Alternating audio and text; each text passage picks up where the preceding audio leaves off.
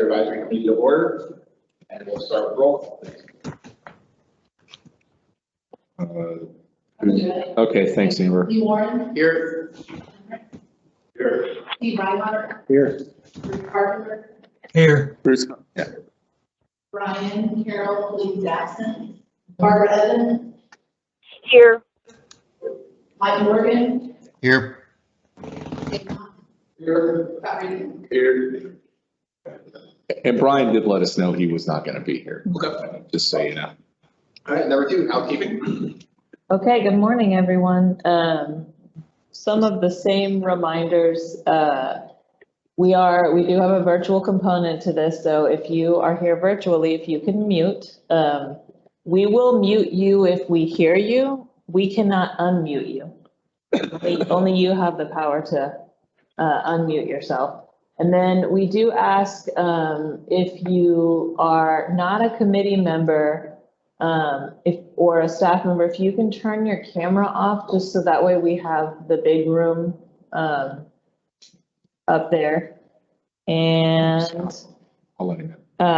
final reminder is there is that chat function. We ask that you not use the chat function unless you are having technical issues and you need something like, hey, I can't figure out how to raise my hand, or my thing, whatever isn't working. You can use the chat for that, but we really ask for open meetings purposes, and so that everyone, in the meeting here knows what's going on, that you not use the chat function unless you have technical issues.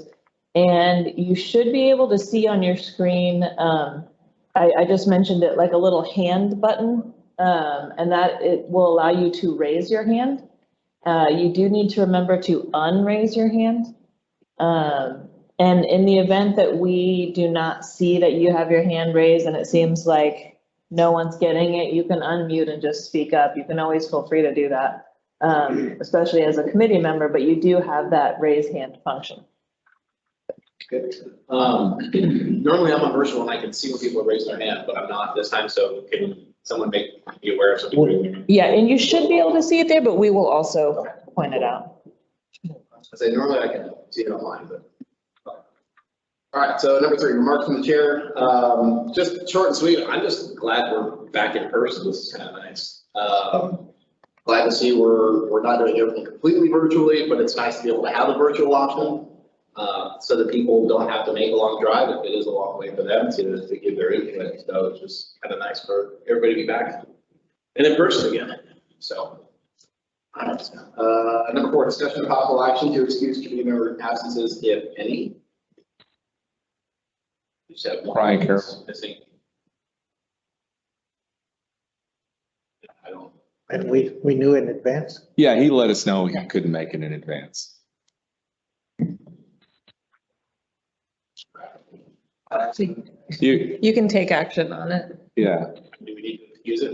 I mean, typically you do, just because it's, there's a process by which if they're unexcused, then they could possibly get kicked off the committees.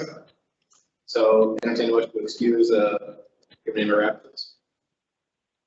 I make a motion to excuse. Like a motion by Steve, second by Sean. Right. Any discussion on that item? Hearing none. I will just say, instead of a roll call vote, we'll say anybody who is opposed to that motion, say no. And we will show that motion as being approved unanimously. Number 5, ratification of minutes of the April 12, 2021 meeting. Minutes were provided some time ago and the video was available. Were there any modifications to the minutes that anybody would like to suggest? Didn't see any. Hearing none, entertain a motion to ratify the minutes. Motion by Scott, and a second. Second by John, and the minutes will stand ratified, so we don't need to vote on it.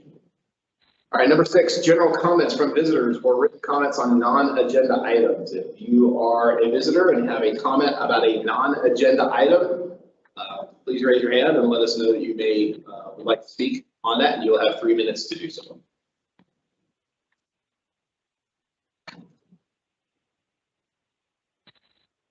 All right. Hearing none, we will move on. Item number 7, reports from subcommittees, communication subcommittee. Haven't done a thing. As a working committee, we were fairly busy this last year, working on the legal and ethics manual. But as an actual education subcommittee, I don't think we did anything. There's a new pre-licensure process is in place, and as of July 1st, I guess the old one is completely gone now, right? That is correct. I don't know if Jen wants to speak to that or not, but, or Denise, because Denise has actually been dealing with the licensing aspect of it. But yeah, it went into place. July 30th was the deadline to get all the stuff in, and we got a lot of applications under the old process, a lot. Yeah. But you want to speak to that? Denise? Yeah, I can speak to that now. I prepared some numbers. We saw 120% increase in the number of just professional inspector applications compared to June of last year. And so when I looked at it, because Tony and I have been talking about this routinely just to kind of monitor the influx of applications, and most of them have come in the month of June, but they have been increasing every month this fiscal year. So we still have about 224 applications that we've already begun the processing of that were received in June. We've got about 145 that came in timely that we're just working through in the order received. So that is going to impact our processing time for all the other application types because those have also been increasing, apprentice applications and real estate inspector applications. So we're just, getting through them as quickly as we can. So just to kind of put it out there that we are going to see longer response times just because we did not expect to get that many. So far this year, we've got 1,023 applications of the ones that have been entered. I think half of them, emailed me about doing a ride-along, so, right at the end. And the interesting thing is what, and this is just anecdotally, what I did notice is while a lot of inspector applicants took all those hours kind of, in the last several months, right up to June 30th completion dates on those certificates that are being submitted. But a lot of them, started the coursework 2015, 2016, and then kind of got the last ones in right at the end. So we kind of expected that just because generally when we're processing inspector applications, it can take them years to complete the education under the old requirements. So it wasn't all scramblers, a lot of them for the last bit of the coursework, but, we just didn't anticipate that many applications to come in. That termination date did clean house on a lot of. I mean, I think that means the providers did a great job as well in communicating that along with us of, hey, you've got to get it in and your application submitted. Other than the ride-along times, they communicated it well. A lot of them at the last minute. I did a bunch of them. All right, SOP subcommittee. Hey, Lee, I'm Oh, sorry. I just wanted to point out that you actually did have one email comment under number 6 in the materials. About the insurance. Amber can share it on the screen if that's helpful. So It's,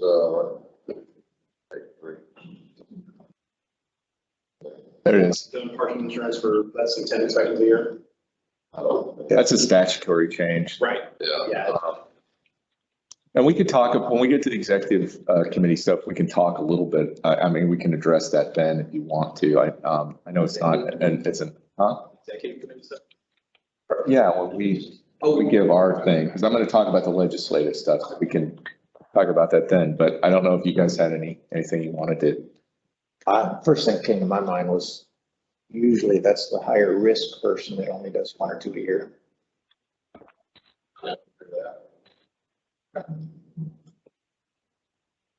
All right. Johnson, standard practice. We received a bunch of comments. I had to, back out the last second for a meeting that we scheduled. Scott ran the meeting. I put my comments in. I guess we'll go through everything. Yeah, we went through comment one at a time, discussed it. Tony, we were all going through it, looking at it, listening to standards, looking at the legal side of it. So we went through, there was a lot of little misspelled cleaning out that a lot of people bringing in and correction of some words and placement. And then we do have a comment for each, discussed about each one of them. There's a couple hours, but we actually And there are recommended changes that are highlighted in a different color on the, which we'll bring up to show you guys for the full committee. The ones that we said, yes, what's the document, bring that in, and then we have the comments of why we didn't add the decision in that area. Okay. Good. All right, item number 8, staff reports, executive. Okay, I'll start and then it's gonna clean up my neck. First, just general operation at the office. Correct. We are in the process of returning to the office that will have presented before times. We have rewritten our work from home and remote work policy to be more lenient. So I anticipate having about half of the staff in the office on any given day, maybe more or less on a day. But we are implementing that process and really pulling out of kind of the emergency COVID type function between 4th of July, so we started, and Labor Day. So we're in the process of transitioning to being having more presence in the office, but it will not be at the same volume as before COVID. So I think so that transition needs different people, but our office is definitely in a state of transition. At the appointee level, we're going through the same type of transition out of COVID, as the governor recently announced that the waivers that he put in place for COVID were being rescinded as of September 1st, that allowed governing bodies to meet remotely. So as of September 1st, we will be back to our regular open meetings laws, which requires a quorum to be physically present. So what you're doing here today is a very natural part of the transition out of COVID times into more normal times. But that should be complete really by September, given the governor's decision. Lastly, we are, and you've probably heard a little bit about this, but we are in the process of collecting requirements for a licensing database. And that might seem like just a small complete project, but it's about $4 million. It will affect every corner of our work. Our licensing database is really kind of the locomotive machine that helps our office run. Every division uses it. Our contact centers, comments of conversations they have, and emails they have into that database. Our enforcement division enters disciplinary actions to determine, is there probationary status? What does that license look like? License status is entered in there. Our finance division processes all of our funds through that database. So it's a big project. So we've hired a vendor to help us find a vendor, which is it's something I had not heard of, but Steve Rapp, our IT director, is leading the charge on this, and it's basically we've hired that vendor. It's Gartner. They're conducting interviews and helping us write a scope of work. And so the first step of that is to gather requirements. So we're almost finished, 90% finished. And the next step will be to draft that scope of work and to issue an RFO sometime late summer, early fall. And that database should be, the RFO will generate a contract with a vendor who will create that database and then manage it for us. Similar to that, our database currently is called Versa. So you've probably heard us reference Versa. That's a company that manages our database. So that is a heavy lift for our team. It should be complete by the end of 2023. And we will have a new shiny database that will fulfill all of our wishes and dreams. I hope I'm keeping my expectations high. So, opinions of that, this is a little bit, if you want to weigh in on that, please let us know. Now's the time to do that. We are trying to get feedback from all of the user types. But some people are like, well, I don't use it. How would I how could I weigh in? It talks to our website significantly, so you probably have utilized it kind of a number of times. But anyway, that's our big heavy lift in the next 18 to 24 months. That's all I have. Yeah, just a couple of things on what Chelsea said. One is, this committee can still meet hybrid because you have it in the statute to do that. So that, I don't know if that means going back to phones and meeting upstairs or something like this. We can talk about that. This is a process to do a meeting like this, but it's not out of the question. We just need to talk about that going forward.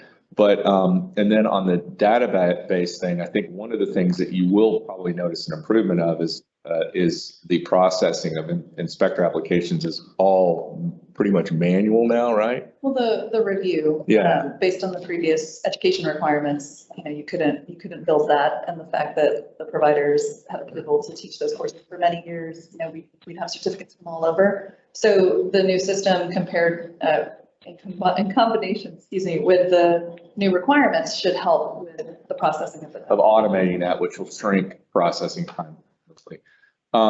The only thing I really wanted to discuss was, I'm sure all of you are aware that the two inspector bills that were filed this last session got referred to a Senate committee. They moved through the House, no problems there, got referred to a Senate committee and then died in that Senate committee.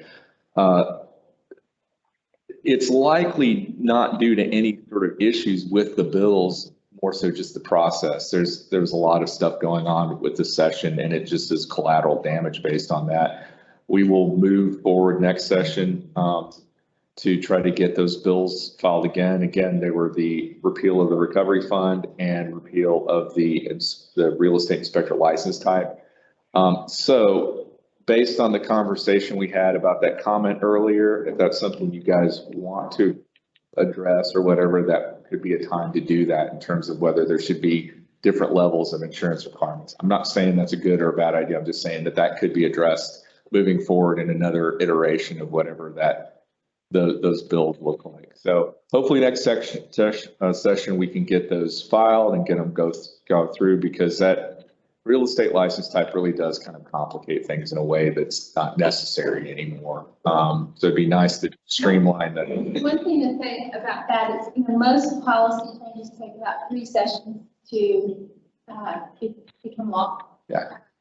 So next session will be our second, but we've learned significantly from this one, who's interested. And so we haven't, we filed it on the top side, right? But we now know that there's a senator who's particularly interested in this, and can carry it on the Senate. So that could be filed simultaneously in both houses, which will significantly increase the chances of success. So we feel good about that. Yes. And then just another good thing that came out of the session was our sunset date, which was truncated based on the last sunset report, got moved back to its original, or not its original, but we're back on a 12-year cycle. So unless something comes up and they move it back, we're currently scheduled for our sunset review in 2031, as opposed to 2025, I think, something like that. Anyway, which is good news. That means the legislature is likely satisfied with all the changes we've made, and don't see a need to review us sooner rather than later. So. You got 10 more years. Hmm? You have 10 more years. Me? Okay. Sure. With the storms in February and COVID and everything else, the priorities for that are stuff we can kind of fall to the wayside. Really. Yeah, the other things, there was just a lot of, it was a very strange session on for a lot of reasons, and just things that you thought were sure slam dunks just ended up not, they just got caught up in the process. That happens every session to a certain extent, more so this one, but. Anyway. So since that license didn't go away, is it still available to apply for that? Yeah, it is. It is, and there's the new inspector education rules have, that's all, yeah, it's all in place. It was just, We tried to, when we did the change in some of the qualifications, the goal was if it didn't go away, Oh, okay. he incentivized it by making professional and real estate very close. It's like, why would I go for the lower license when the professional is like that much higher. That's all I got. Nice to have you, but I'll be back. So, good to see you. Thank you. All right, check enforcement is complete. Morning, everyone. Michael Lloyd, Director of Enforcement. It's the report there. We've had 5 cases since the last time when we presented our case. As usual, we attach it to the full report, which is the following 2 pages. The cases more or less are pretty straightforward. With someone's with technical violation, for us to provide information and be unlicensed activity. Does anyone have any questions? Thank you. Education and examinations division. Good morning, everyone. I'm sorry I'm not there with you. I wish that I were. This is Jennifer Wheeler, Director of Education and Exams. The report that I have before you is, the first report is the fiscal year-to-date data, qualifying education providers and courses received and approved to date.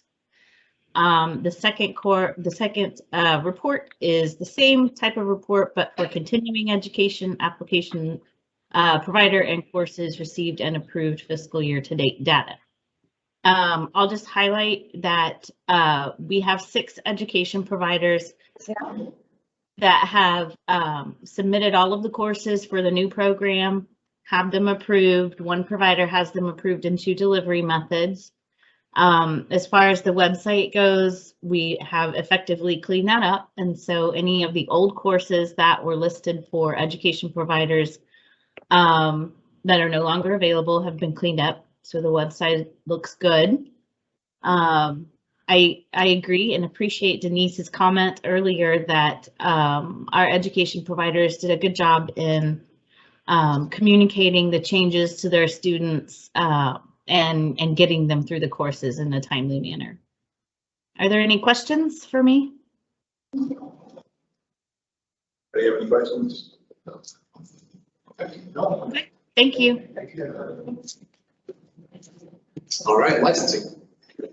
Good morning. Denise Sample, Director of Licensing, and as you know, we briefly touched on, we are seeing an increase in the number of applications. So the report data that's in the materials is through May. Since we haven't yet processed and entered all of the June applications into our system yet, those reports are still in process. We wouldn't want to have to issue corrected numbers after. So those might be published a little bit later once we get to processing all of those, but we are seeing an increase across the board, across all the different application types for inspectors. I will say, I think the real estate inspector increase is likely due to people finding out that they could go ahead and get their real estate inspector application in under the old requirements. To what Steve was saying earlier, that the requirements now between real estate and professional are similar, but under the old requirements, there was a big difference. So likely that slight increase is due to people realizing that ahead of the deadline, they needed to just get the real estate inspector application in. And as I stated, we're just working through those in the order that they're received, and still have about 145 that were received timely that we're going to get processed. So the next report has the overall license holder counts. And you'll see there the inspector license holder counts are also increasing, in response to the application numbers going up. So that's down there in the middle of the page, 4,418 as of the end of May. The next page is a graphical presentation of those numbers. And you'll see the total inspector count kind of in the middle on the left there in the graph. And so that's been the trend. That dip in July, between July and August, was when we had all the COVID extensions and we expired about 3 months worth of licenses at once. The last report for licensing is the average number of calendar days to process an application. And you'll see there in the middle of the page, the professional real estate and apprentice inspector applications, along with kind of to roughly compare the number of applications received in that reporting month. It's not a month-to-month comparison because we can get an application June 30th that maybe we don't process until mid-July. So that's more to give you an idea of the volume. And I'm happy to answer any questions. Any questions for tools? Thank you. Item 9, discussion and possible action to recommend amendments to 22 KAC 535.220 professional conduct and ethics as proposed at the February 19, 2021 commission meeting. Did receive comments. Yeah, just real quick, the reason these are before you guys today was they were going to be before, isn't this the rule that was going to be before the commission in April, but the comments hadn't been. Yes, we had a little bit of a You guys had. misunderstanding. So we didn't want to bring it before the commission before you guys had the ability to review the comments and make any changes you needed to on that. So we postponed the adoption so that you guys could weigh in on the comments. Which those are in your materials. Yeah. So some of the comments, although colorful, and what I really go into. Some of them, it appears that they just didn't have a lot of the backstory because all we're really doing is just adding the word written. That's really all we're doing to that. But one, as it refers to RESPA and whatnot, basically we took for tab on the RESPA wording, if memory serves, that whole section. Did you guys just take RESPA's qualifications and kind of plop that into this rule? I don't recall, I apologize, Lee, but I do believe the RESPA consideration was part of this change. I think the RESPA part might have been added to the corresponding rule on this. Because it was part of the pay to play. Yeah. You can't. I think that was on the corresponding rule on the commissioner side, I believe, but I could be wrong about that. But that was definitely part of the conversation, the whole RESPA part of it. So it does bring up,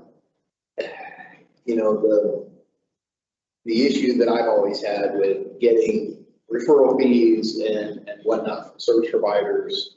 If you're referring somebody out, should you be able to get a fee? And is putting it in the inspector agreement enough? That's what I'll do. Because if it's written, because a lot of these comments were saying that people are already doing this in their inspection agreement, which is written. Right. So I didn't understand their opposition to it, because unless I'm understanding it wrong, if we have an agreement, they sign off on it, form. Right.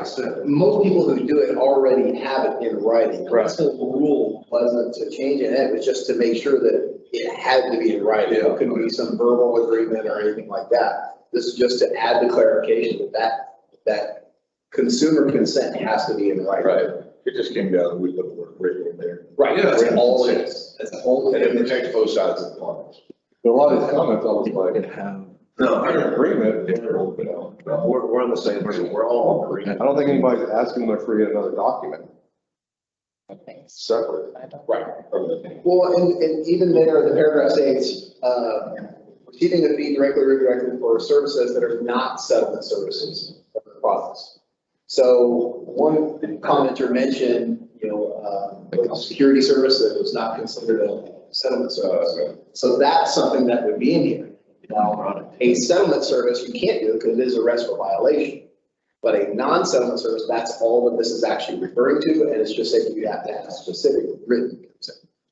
We just had a brief side conversation. There's nothing in this that would preclude an inspector from having something in their contract that allowed the client to say, but you need that. You need some sort of written consent. So that could be, or as Mike just said, it could be you send something out via email and the client emails back and says, I agree to that, or I don't. Sometimes they have that, you check the box, Yeah. or consent to the terms of the contract. or whatever.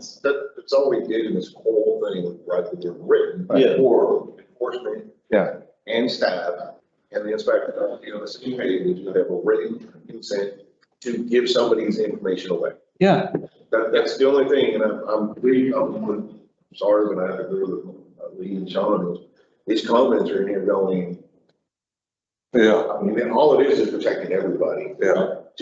And it's easy to go into your own agreement. Most importantly, protecting the client. So you're not, inadvertently having them agree to something that they come back and say, wait a minute, well, you signed I mean, that's not, you signed the contract. That's not what, Well, I think some people are reading this saying that we are, assuming that we are now giving permission for inspectors to get kickback from general handyman or workers and stuff like that. I think that's being perceived. Oh, maybe we need to clarify that in an article. And I think that's why it specifically says not settlement services. That's what RESPA considers a settlement service. This is what this applies to, because settlement services are already. Yeah, you've had that. Forever. Yeah. And so I think it's just a miscommunication. Maybe we could have looked at that.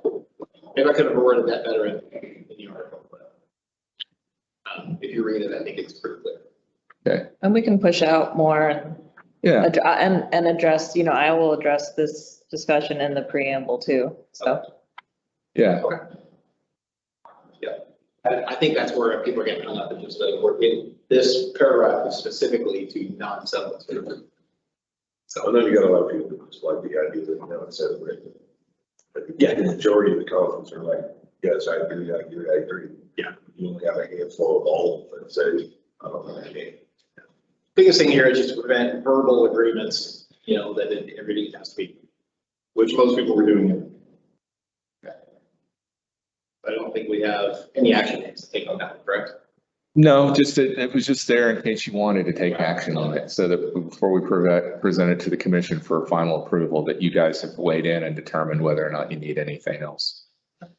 So that's good, the way you've got it, you're good. Yeah. All right, so, make sure we get the hands up for anything there. All right, item number 10, discussion and possible action to recommend amendments to the inspector SOPs, 22 CAC 535.227 through 535-.223, as proposed at the May 3, 2021 commission. So I know we received a lot of comments in regards to these SOPs.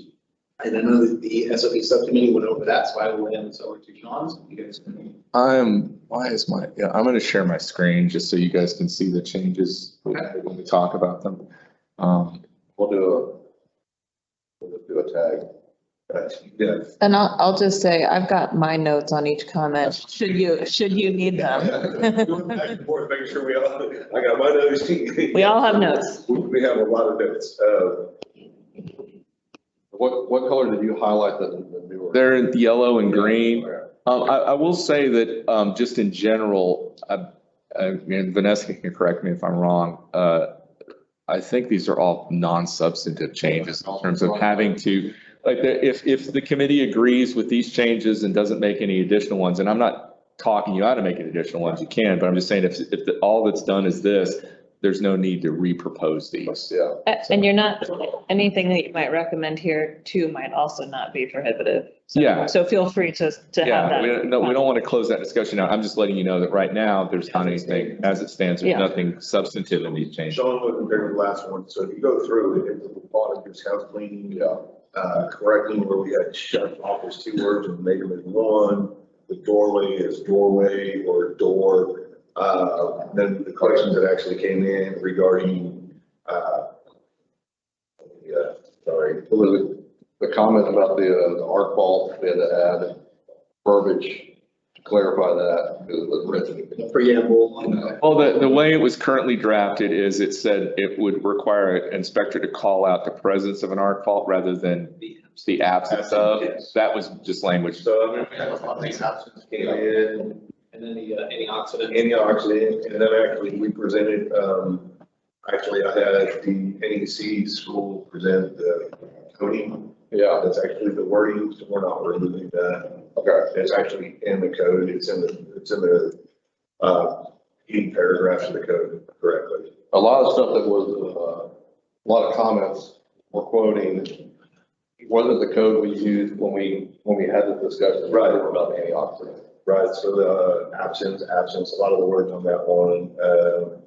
There was one question that came out that TDLR no longer requires 250 volt GFCIs in the air conditioning, but that's actually a different agency.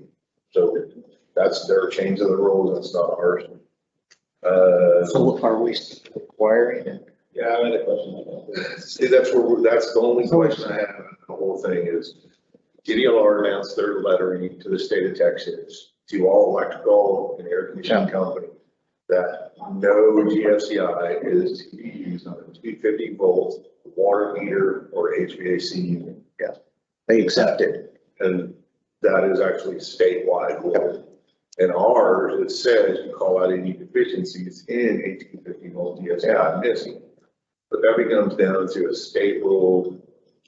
Well, it would seem unreasonable to, well, I don't know if this is discussion time. No, This is the one of the. It seems, This is the one we went round and round and round. it doesn't seem reasonable for requiring inspectors to note a deficiency that is exempt statewide for a It's license. only on, well, you still have For those two things. on those two things. Yeah. The idea is they had a big problem with GFCI protecting condensing units. Yes. I didn't know about the water heaters, but yeah, condensing units. Well, you got your heat pump water heaters that fall under that. Yeah, so they exempt protecting those devices, those appliances. And it's statewide, which kind of mirrors our statewide license, and it seems appropriate to not be calling the deficiency something that is, for the most part, prohibited. So out of everything that we've discussed, that's the one, do we leave it in or pull it out? Is that on page 8? When you scroll down to My that, first recommendation would be to pull it out. I mean, that's my Yeah. first thought, Yeah. because I don't want to create inconsistency Yeah. between inspectors, consumers, and electricians. If Yeah. the inspector saying it's a deficiency, the consumer, is in the middle of a heating process, It would end up being a permanent comment. comment. It would have to be part of my template. That's the one, out of everything that came about was the one that we said, stop, we're gonna have to table this until we get. Yeah. So as it stands right now, deficiencies in 2-volt receptacles by determining the presence of power, the switch and that stuff in there. Yeah. but doesn't it specifically say ground fault in that section? And it does say, this is, And the ground fault section, right? this is my, I don't think the ground fault section my old notes. specifically calls out Where's it at? 250. Hold on a second. Isn't there a spot in there where it says specifically where GFCI is? You listed them, right? Yeah. yeah, You list the areas, if we have water heaters and condensers, why would? they're not in there. Yeah. Right. They're not in there. What does it say? If it's 50-volt receptacle or outlet, and the reason for that is you still have your dryer. Right. So that would be in that area. Now, where the ground faults come in, is that is not listed in that area. The water heater. Yeah, that's the one I read. Where's that at? Guys, I need to pull it. I'm sorry, I pulled up the old one. I gotta. The ground fault list is on the bottom of page 7. 7? Yeah. I saw the, Go up there. I saw the arc fault, Yeah, it's right below the arc fault, below the arc fault. above it, branch circuit. Then we start talking about the absence of ground fault, circuit interrupter. It's not all highlighted, so, because some of it's not been changed. It's above so it's a crawl space, basement, kitchen, that's not been rechanged. Receptacles with 6 feet of shower tub. Oh, it says, so where it says outdoor receptacles, So for everyone who's following You're not along, gonna- but it's not a you're not receptacle. gonna have a It's a- 250 receptacle. so this is page 43 of 102 in the materials, or Yes. page 7 of 15 on the, I'm not gonna say that right, the SOP page. is- Yeah.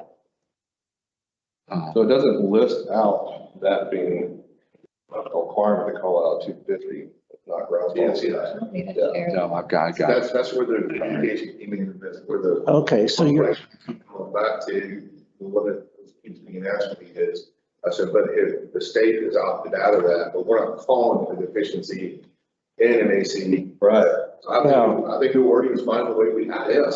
because you're not gonna have a 250 plug out. so you're not calling exterior outlets, you're saying exterior receptacles. Right. Right. And I don't think I've ever seen a condenser receptacle. That's got a disconnect. Yeah. This is not, yeah. Yeah, if it's not in there, we would be going against that. Right. That was. I think it's fine the way- I think we're good on, in my opinion, we're good on the wording. We're not telling them that it's a GFCI. Right. It's not in the list and not change it. Correct. Because the state has opted out of them for the state of Texas. Which, Steve, you're correct. Does the NEC say receptacles? Says outlets. Ellis. So y'all purposely put receptacles to eliminate that problem? That's true. Okay. I hadn't realized that, but that's Yeah, probably the best report way to only do talks it. about deficiencies in the operator of installed ground fault, Yeah. installed ground fault for our devices. Yeah. They're separated now. Yeah. Now it's So got, it's not, I don't see anything in there that says where if they're not installed, it has to be called a deficiency. Well, I think it's, the absence So of. we all agree on that? Sorry. That's. So guys, I had to just find it. I agree. There's still no. I think the way you've got it, the absence of ground fault protection. I don't see any place where it says you gotta call it out, but it's. Mike, do you have anything on that? That you were part of that discussion too? No, I think as long as it says receptacles and not outlets, I'm still trying to find the wording right there. I think we're good. I don't have a problem with it. We were all talking about that. Yeah. I just wanted to bring it to everybody. So we're all on the same page on that. So no change? No change. You agree? Yeah, I think it's a great point to bring up because it was a recent, ruling on that and that we need to No clarification. We had that multiple times. So the way you've got it worded, if the water heater is plugged and corded, it would need a GFCI protection. Because you have receptacle. But that's. Garage. It was on the exterior. Well, this is garage receptacle. Yeah, garage That's gotta be on. That's true. But if you hardwired it, you wouldn't need to. Correct. Because most electrics aren't gonna be on the receptacle, they're hardwired up there because the panel is usually right close by. Or if it isn't close by, then you have to have a. So I get them to quit using dryer cords for the water. Because there's your other So one. we fix them. Yeah, you fix the problem. All right, the only other question about the SOPs I brought up. Yes. that I wanted to keep people asking about, and visitors asking is calling out our water lines, gas lines. Material types? Yes. That has actually come from the amount of inspectors that had not just complaints, but it actually comes in the fact is people need to know, if we're calling out where the water shut off is. Yep. I'm not telling you to run up and shut your gas off, you need to know where your gas meter is. And the question comes down to is if it's a PEX line, it's not the PEX line I'm worried about, it's the coupler that we create. Or we have extreme high pressure of flood waters. So people knowing what's in the house, and it's still visible, everybody needs to understand, this is, you can see it. Right. Now, we can see it on the insulation, and Mike, who can test this, they're not gonna find you in any way for not calling it out, you just more unknown. Correct? Because it's invisible. Yeah, I mean, it's just identifying the material. So That visible. was visible. Yeah. Visible. And it's for public, it's for the consumer information. And we're only required to identify the material, not the brand. So the way you have it worded, if I've got it right here, is the inspector shall report visible material used. But your intent is to say the type of material. Or we're going too far, what page are we on so that anybody who's out there can. Page 10. Yeah. 10 and 15? 10 of 15 or 46 of 102. Sorry, just want to make sure. Yeah. So, I mean, it doesn't, I mean, I guess clarification, you want to have inspectors just list visible types of material. Yeah. Yes, sir. Yeah. Is the word type help that in it just says report materials. You see what I'm saying there? Visible material. I mean, it's, if putting the word type in there is clarifying that you're not asking for the brand name, you just want to know the material, I I don't think think we that's. had a discussion about that. Yeah, we went over that over and over, So you're good with just materials. material, because type, there was a question that came from public, is type, are you asking me as like the Type, kinetic, yeah. what type of CPC? And we did have type in, and that was actually or the legal establishment, if you remove it, you're not able to say exactly what type it is. If you call it text, it's a plastic line. Or maybe in Right. the continuing ed manual, give examples of what we consider material Now, groups. they can, I guess if they want to. Material, I mean, material groups. Nobody stopped them from having this information. So But the, it's just generally, I think the concern that, you know, there's a particular type of plumbing material that might be of concern. You know, a homeowner might want to know what the. you're looking at major groups like Cast iron. steel, Yeah. cast iron, plastic, Yeah. PVC. Yeah, I'm not gonna tell them to call out black poly, you know. I mean, the good groups are, the good groups would be, I mean, the plumbing code has the list of type of groups, cast iron, pads. That's where, so during our Snowmageddon, everybody keeps calling it, is all I got from inspectors were, I was asked repeatedly, where my water shut off was, what kind of line, people were telling, you didn't tell me I had this one copper line in my attic. Well, that's not their job if they can't see it unless they step over it. Yeah. But it came down to is, that was brought back to track too, why are they not calling us out when the other agencies do? As a report, not as a deficiency. Don't you think it's helpful? I'm just speaking for somebody who just spent a lot of money replacing my cast iron drain You've line. got to inspect your house. Don't you think it's helpful to let somebody know who's going to buy a new house that they have cast iron lines? The house was built in the 50s and this could be a problem. Yeah. It was built before PVC was created. Yeah. Sometimes it's, so Yeah. I think we do it with gas piping Mhm. materials. So we're looking for the same general categories, Yes, which we could yes, put this in our MC. So that's why your question, Steve, comes down to, we remove the word tight, because that was We misleading. didn't want manufacturer types. Right. We just wanted, Material. And different, interpret that different ways. Exactly, because we looked at it every which way with that word, put it in, and then we removed it, then we put it back in, and then we removed it, and that. And one of the things that's obviously going to happen once these are approved is there'll be an addendum to the SOP course. And part of the things that the SOP committee talked about was this is prime example of something that should be added and educated on. So this could be one of these things where you talk to people, what does this mean, material? Well, material doesn't mean brand. It doesn't mean it. What it means is the type of, so it means, you know, like you said, cast iron, you know, whatever. So and not any particular material is considered a defect Right. in itself. For information purposes, but Yeah, it's just what the report visible material. Yep.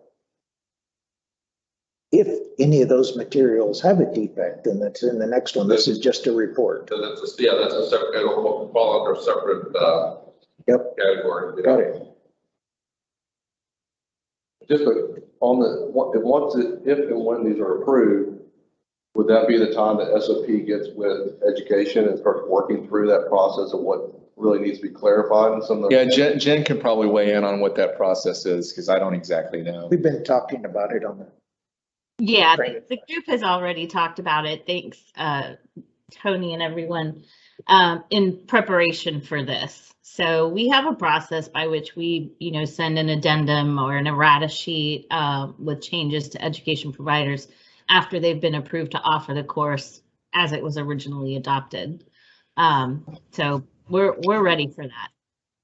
and we talked about, because these are running parallel, we were doing our training and our MCE manual based on existing, knowing things were going to change, but instead of trying to anticipate, the plan was there's enough time to make those Yeah, changes. because you don't know what's the final approval is going to be and where you stand, and you don't Kind of had some good ideas. put a whole lot of work into something that ends up not being Yeah. the case. So So we're all on the same page, right? Yeah. Yes. So we work on that.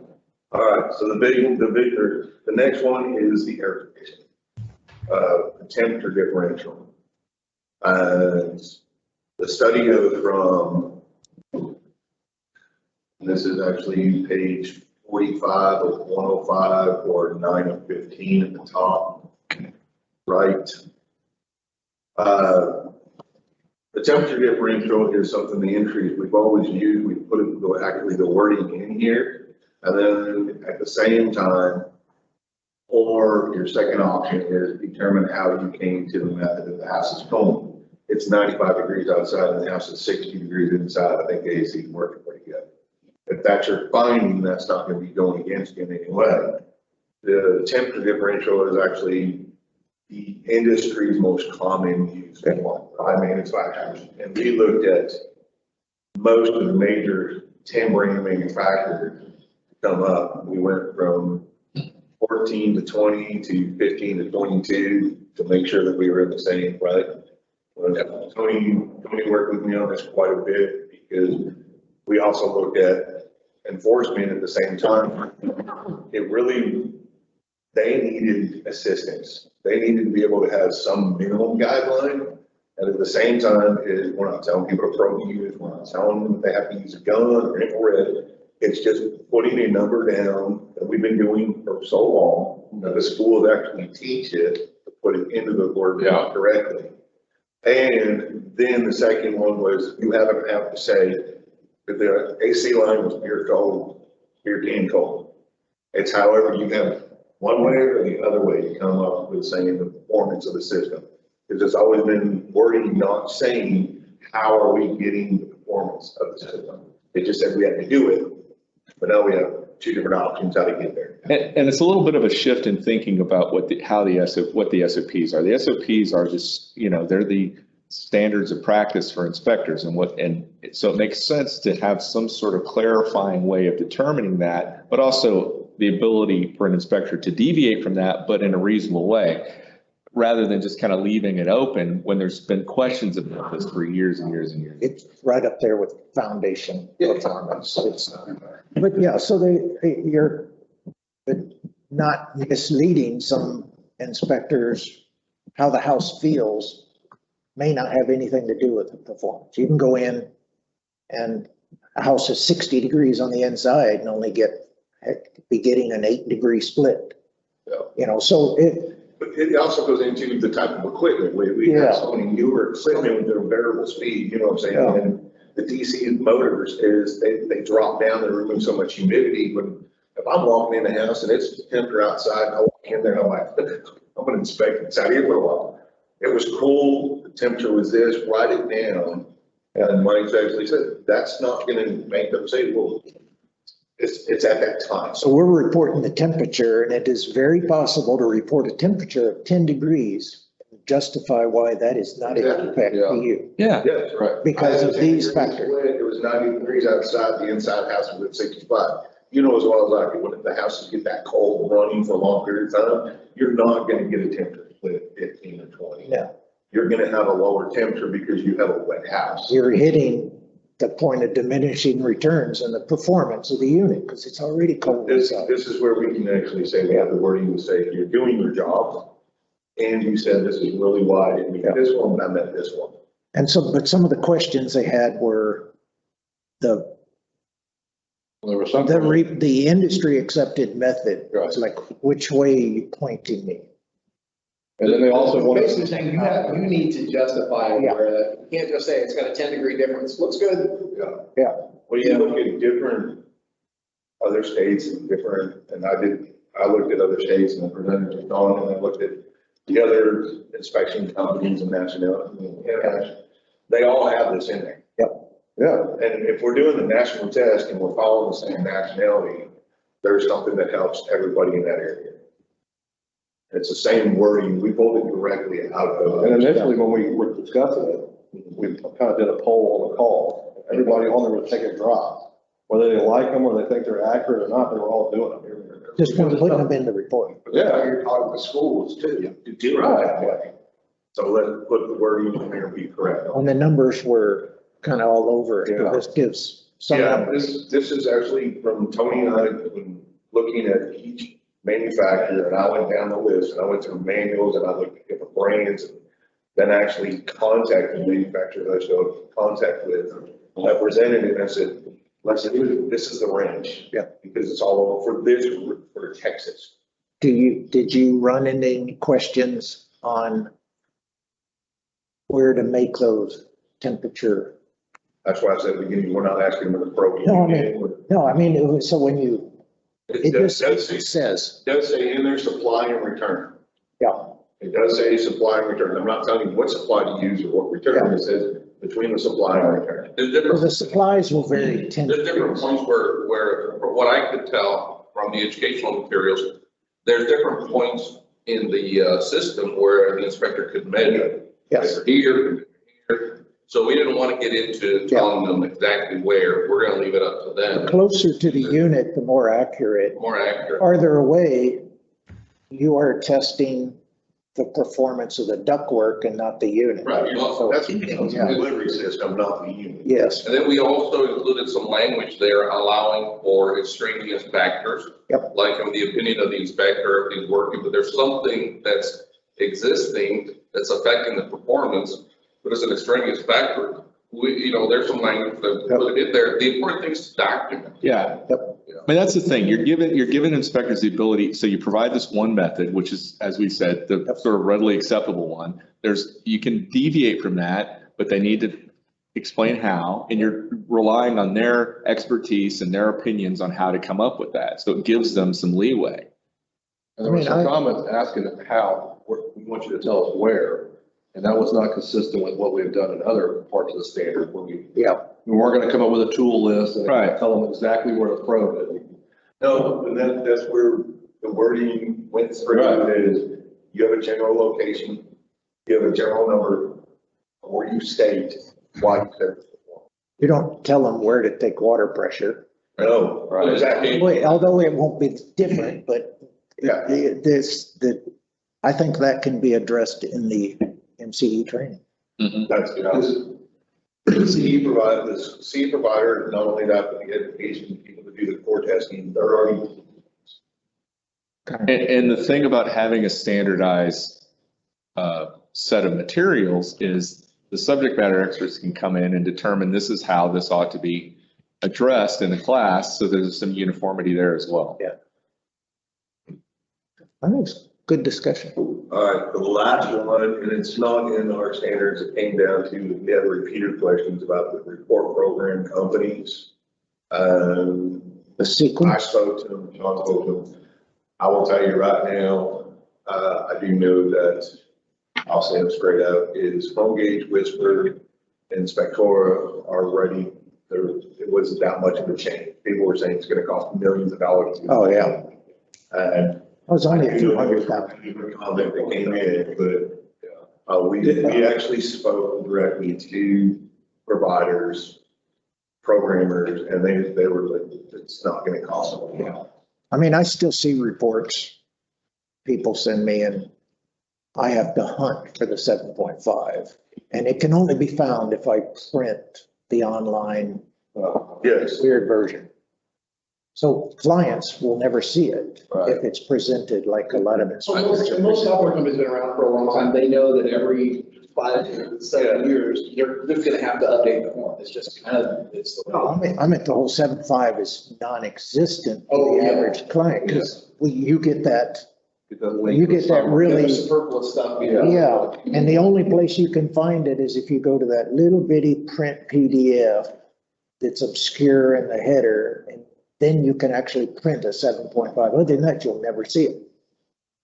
So the idea of adding that, We've, some time back, we added the requirement when, if you provide a different type of a report, that's not a standard report, that you have to include a copy of a standard report. And just to let you know, we've been getting some complaints, regular complaints, and it seems like most inspectors are doing that. Even though they have, their software report, generated report, they are including the standard report like we require. I think the word got around. I mean, so the standard report, Has to go before. well, I mean, so they present them with the report, but it's not a 7.5, but you can find the 7.5 by finding the little obscure link, like the consumer protection notice on a website. It was a little bitty spot and it doesn't even say 7.5, but if you happen to print it, it'll bring up a 7.5 and I go, wow, I didn't even find it. I wouldn't have never known that's where it was. And as a consumer, I never would have seen it. We went through the comments, there were quite a bit of them, those were the big highlighted ones that we brought to the table. basically, after the changes that Tony's made to it, I feel John and Mike would agree with me, but I think we're ready to, you know. There are two other things that were changed after you guys talked. The language wasn't, so I just wanted to address them to make sure that so there was a comment about under the receptacles, it says located 6 feet on the outside edge of a sink, shower, or bathtub. And then there's this separate thing that says they've got to be, I think, in a bathroom.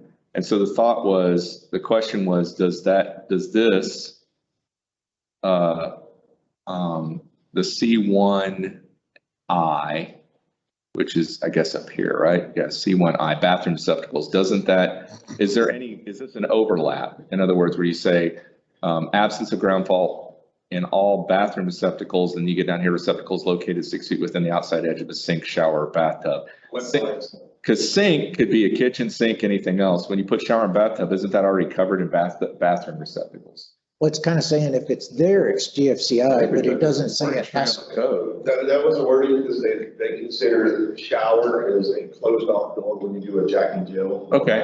Okay, I just wanted to make sure that was addressed. Gotcha. So that's not. It's confusing in that area. I thought you were heading towards the discussion of, is it a defect to not have an outlet in the bathroom? No, that would be spacing. No, I was talking about whether or not there's some overlap there. I mean, we see older bathrooms where the only outlet used to be the light fixture. Now they've changed the light fixture and there is no outlet in the bathroom. There's an extension cord from the hallway to come out of the bathroom to use. So, I mean, so the pre-70s outlet was in the fixture and now they've changed the fixture and there's no outlets in the bathroom. Is that a defect? I think It just says here, if it's in the bathroom, it's GFCI. It doesn't say the absence But I of think an outlet. it relates to a different section we're talking about. this is actually saying it's the next level, you have to know your state, where your outlets are required. We're talking about just. But are we enforcing spacing? I'm looking for. Every 12 feet. Is that a defect if there's not an outlet in the bathroom? Yeah. Yeah. According to code, Okay, yeah, there has to be an outlet in the bathroom? there's requirement for spacing in the rooms, the countertops, everything. What's that? Oh, yeah. Yeah, Mike, I just wrote him. Mike does have a comment on the cooling issue. Cooling. So I said you guys could finish this up and then we could go back. Let me just ask one more thing Yeah. and then we'll get to Mike. So down here, there was a comment, and I'm happy to change it back, but there's a comment about what was originally written, which was under the receptacles, that are tamper resistant. It said, to call out as a deficiency, originally it said, the absence of tamper resistant receptacles less than 5.5 feet above the floor. Someone said that was confusing and it should read the absence of receptacles. Wait a minute, is that the same language? Yeah, the absence of receptacles 5.5 feet above the floor that are not tamper resistant. In other words, the deficiency is the tamper resistance and the distance rather than the absence of the whole thing. So I just wrote that in what I thought was a way to clarify that, but I didn't know if you guys had an issue with the way it was originally written or not. I mean, tamper resistant doesn't have an elevation requirement, doesn't it? Everything new is tamper resistant. A lot of the stuff we took, we took it straight out of the copy and pasted out of code. I'm not, 5.5 feet wasn't tamper resistant. I thought that was the whole for kids. I don't remember the elevation requirement. Are you guys okay with that, or are you? I think it's just the question, where's the 5.5 feet? So that's what. So right now, the SOP says lower than 5.5 feet. Right now, the SOP doesn't say anything about it. Yeah, I think it might be premature to be called. What was suggested originally was call out deficient, the absent of tamper resistant receptacles less than 5.5 feet above the floor. And someone made a comment that it should be the absence of receptacles less than 5.5 feet that are not tamper resistant. Says the same thing. Yeah. It's a little bit different, but yeah. I mean, I understand what you're saying there. Yeah. Do you think calling out tamper resistant in the industry it's still a little premature, kind of like when we did carbon monoxide detectors 10 years ago. I mean, they've been around, our vault's been around for at least 10 years. Our vault's been around since 99, I mean, yeah. but tamper resistant is fairly new.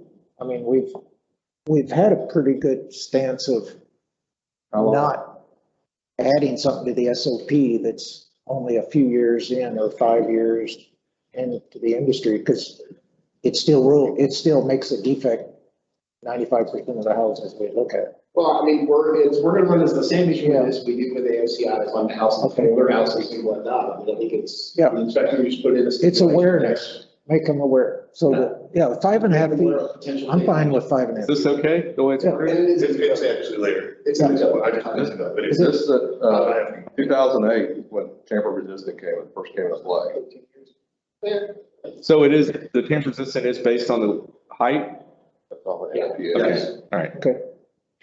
5.5 feet, 66 inches off the floor. First, what does a tamper resistant receptacle look like? Has a little TR.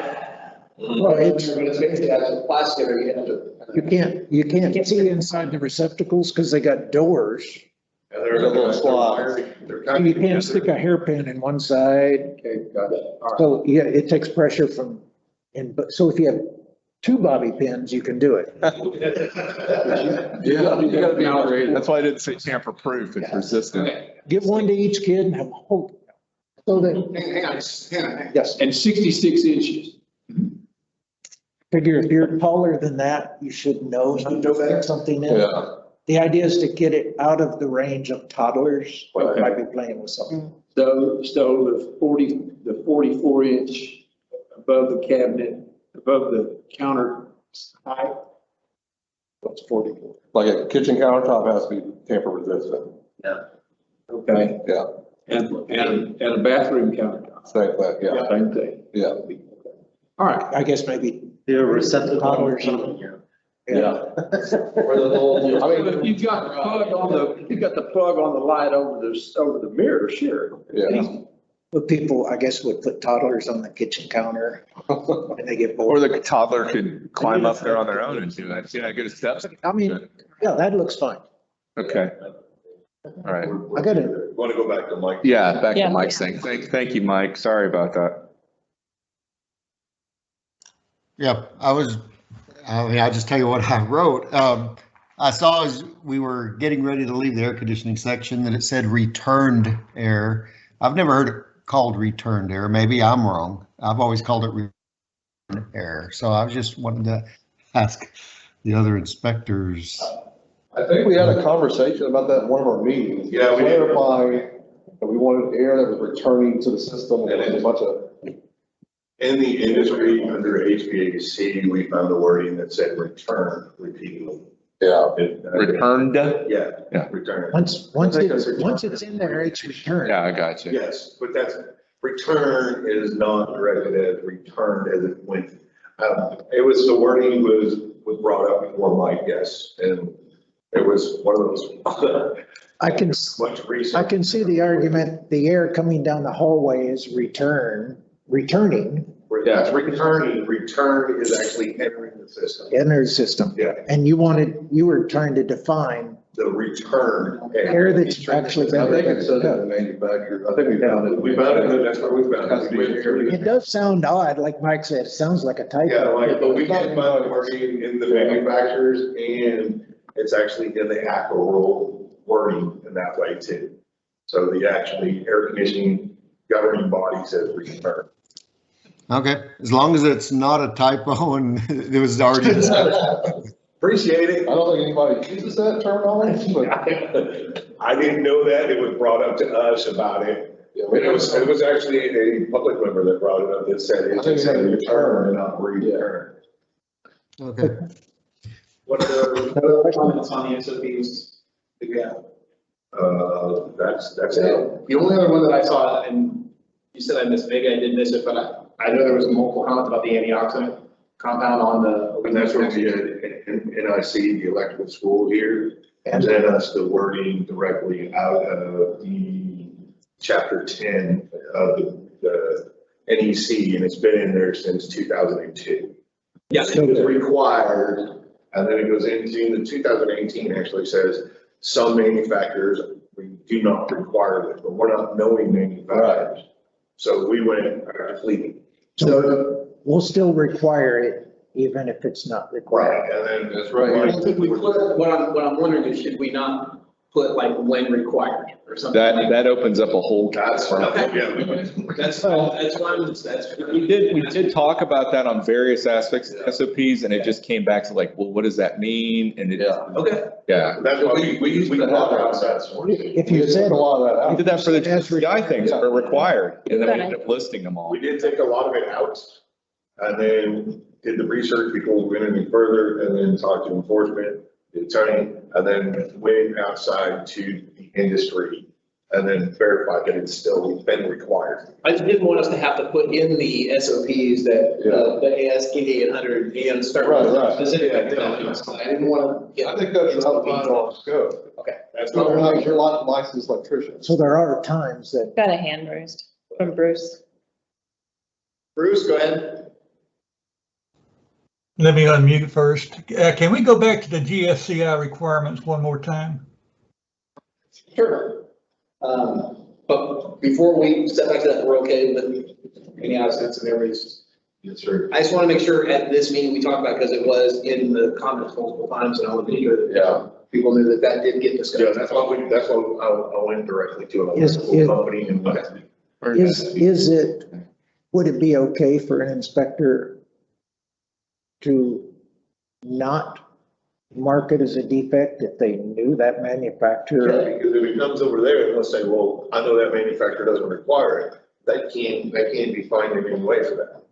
They just show proof that it's in this. Oh, an inspector, if they're trained and aware. Complaint. Yeah, they'll file a complaint. I mean, obviously, they have their chance to defend themselves and. Right. Yeah. The reason. It's like an electrician, we could say, here's a document. So the requirement to call it a defect, there is an exclusion if you know it's not a defect?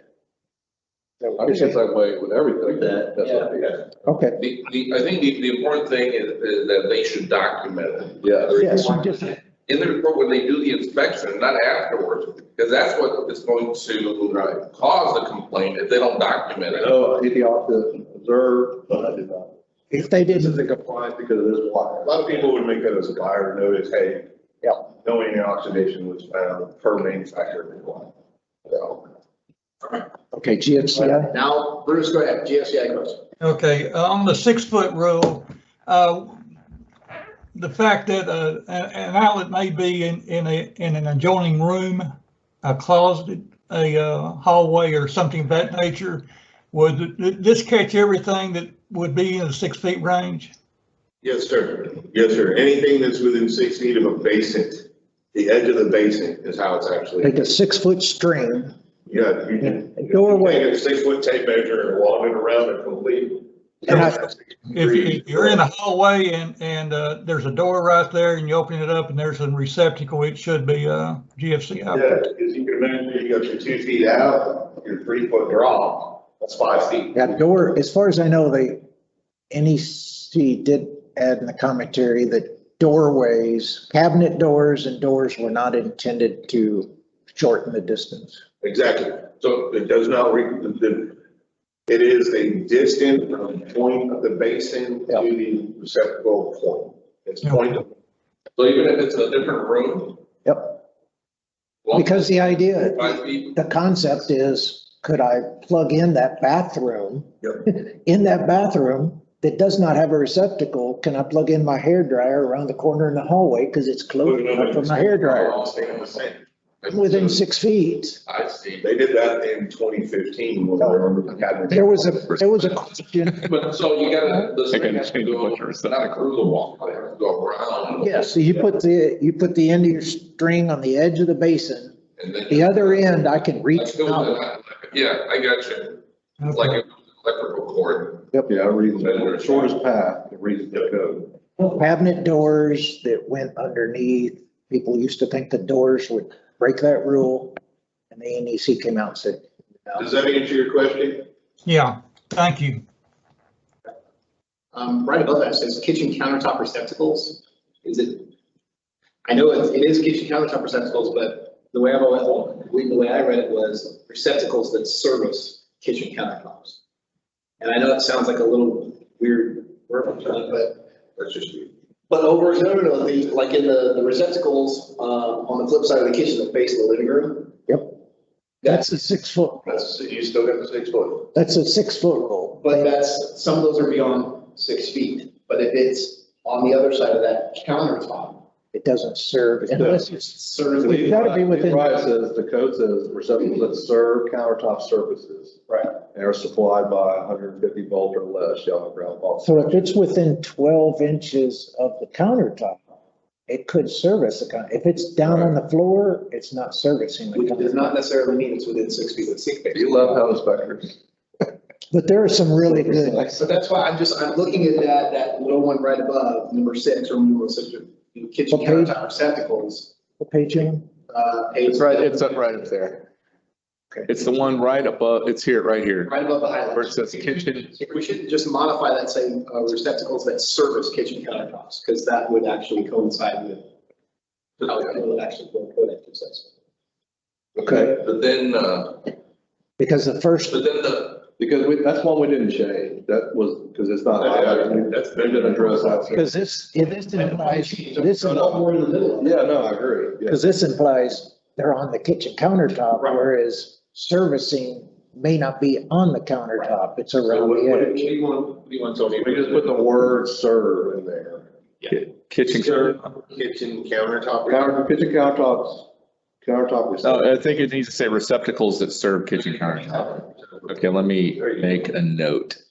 I know it's been that way, well, but we're changing all that. No, I We're agree. making it right. Yeah, I agree.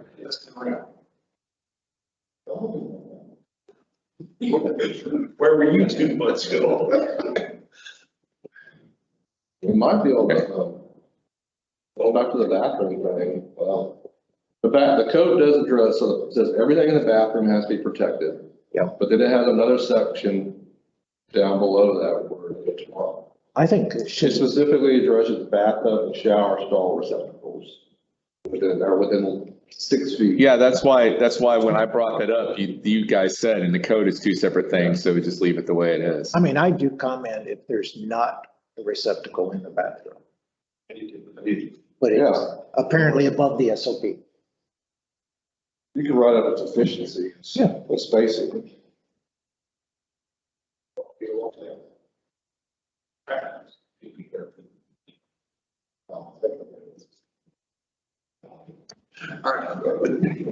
You know, there's an old adage that if you get two economists in the room together, they'll never agree. I think that can save. I know. That brings back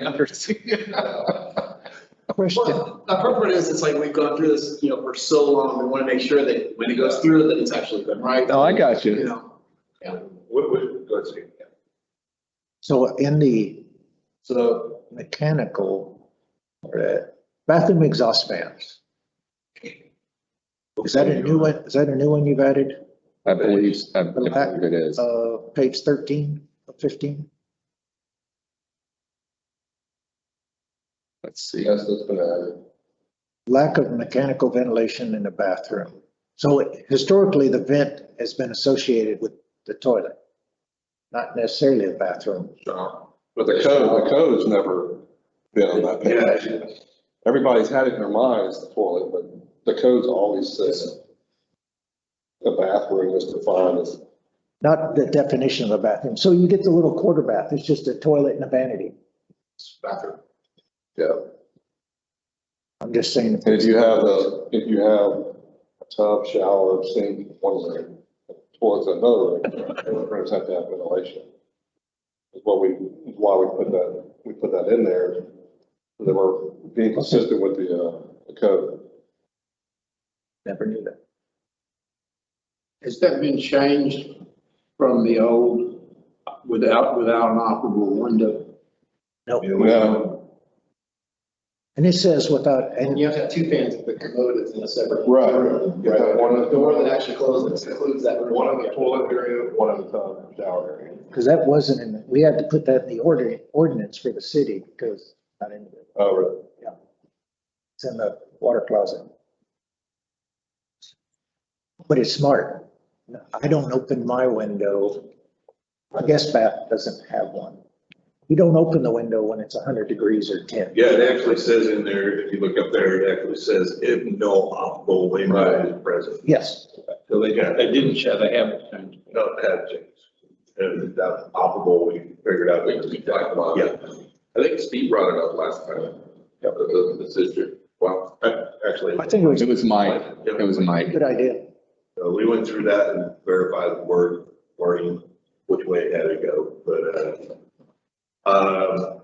that's all we have really on that. Just we need to vote on it. Well, yeah, I mean, that's just, With non-substantive changes.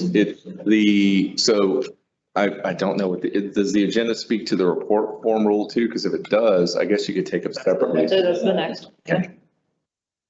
Right, Yes. so, Agenda item. do we have any more, well, do we have any more, comments from the public on this before we possibly entertain a motion? So I just want to give everybody an opportunity before we move on. All right, so I'll entertain a motion for item number 10 with substantive changes to be forwarded to commissioners. Right? With non-substantive. With non-substantive changes. That's what I thought you meant. Non-substantive. I'll make that motion. Second by Mike. Mike, Second by Mike. All right, any comments on that motion? Any discussion? All right, on this one, let's go ahead and take a roll call vote, please. Yeah. Lee Moore, Yes. Sean, Yes. Steve, Yes. Bruce, Yes. Barbara, Mike, was that a Mike? Yes. Yes. Dave, Yes. Scott, Yes. Dr. Evans, Dr. Evans, are you on the call? That's the green dial-in, I think. She was. She dialed in. Yeah. The initial roll Yes, call I'm is, sorry. there it is. Barbara here. Are you okay with the changes, the recommendation to go forward with the changes recommended? Whatever. Yes, I vote yes. Okay, thank you. She speaks to me. All right. Does. All right, item number 11, discussion and possible action to recommend amendments to the inspector report form in Rule 22 TAC 535.223 standard inspector report form as proposed at the May 3rd, 2021 commission meeting. So the only change made to this, outside of what was recommended initially, was because the SOP committee wanted to add the other section to every section in the SOP form, on the form, to update K to speak to deleting the other subsections throughout that whole report form. So currently, the report form has.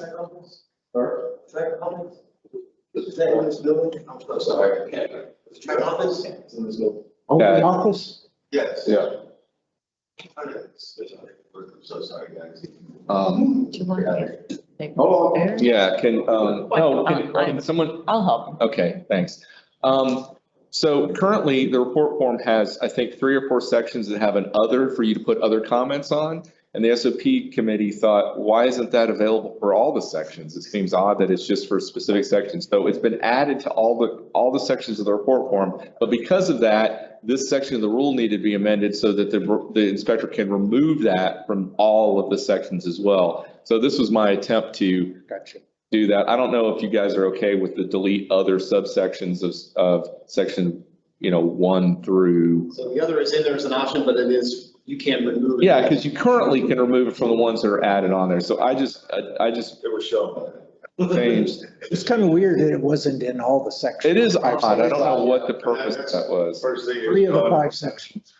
The first thing I want to talk about in the report was this. We all went, wait a minute. You didn't think about it until that moment. I'm like. So I just want to make sure you guys are okay with this adjustment. It's really just to address the report form that was, as it was presented to the commission at the last meeting. The idea that it's the first, I think is a good, So this is 7-6.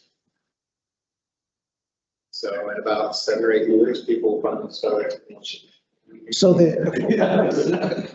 discuss the implementation of it.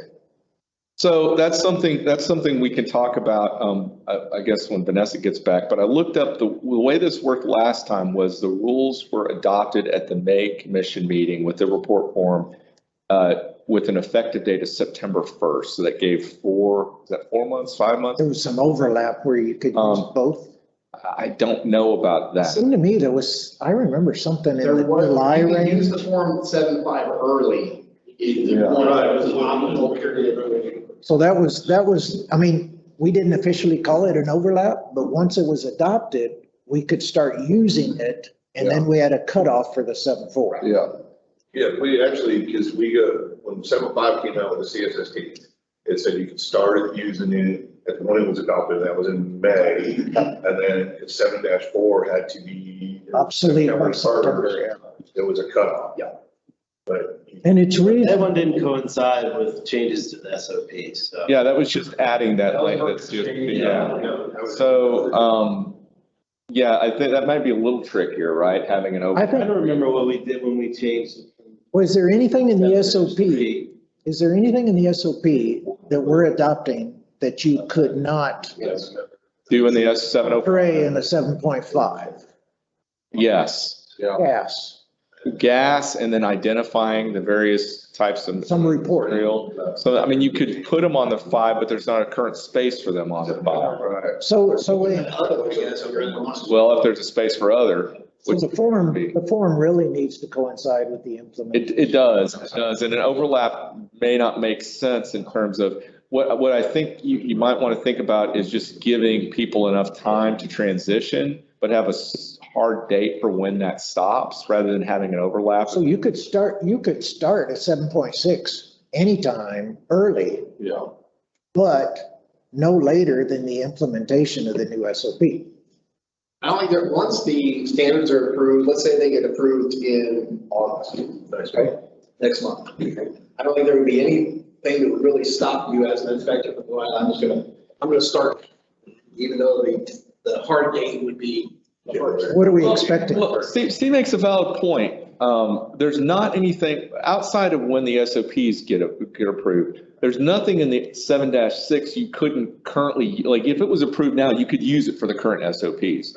So there could be a little bit, if you want to do that, overlap in adopting the form rule and the form early, and then saying that and setting a date out certain to give.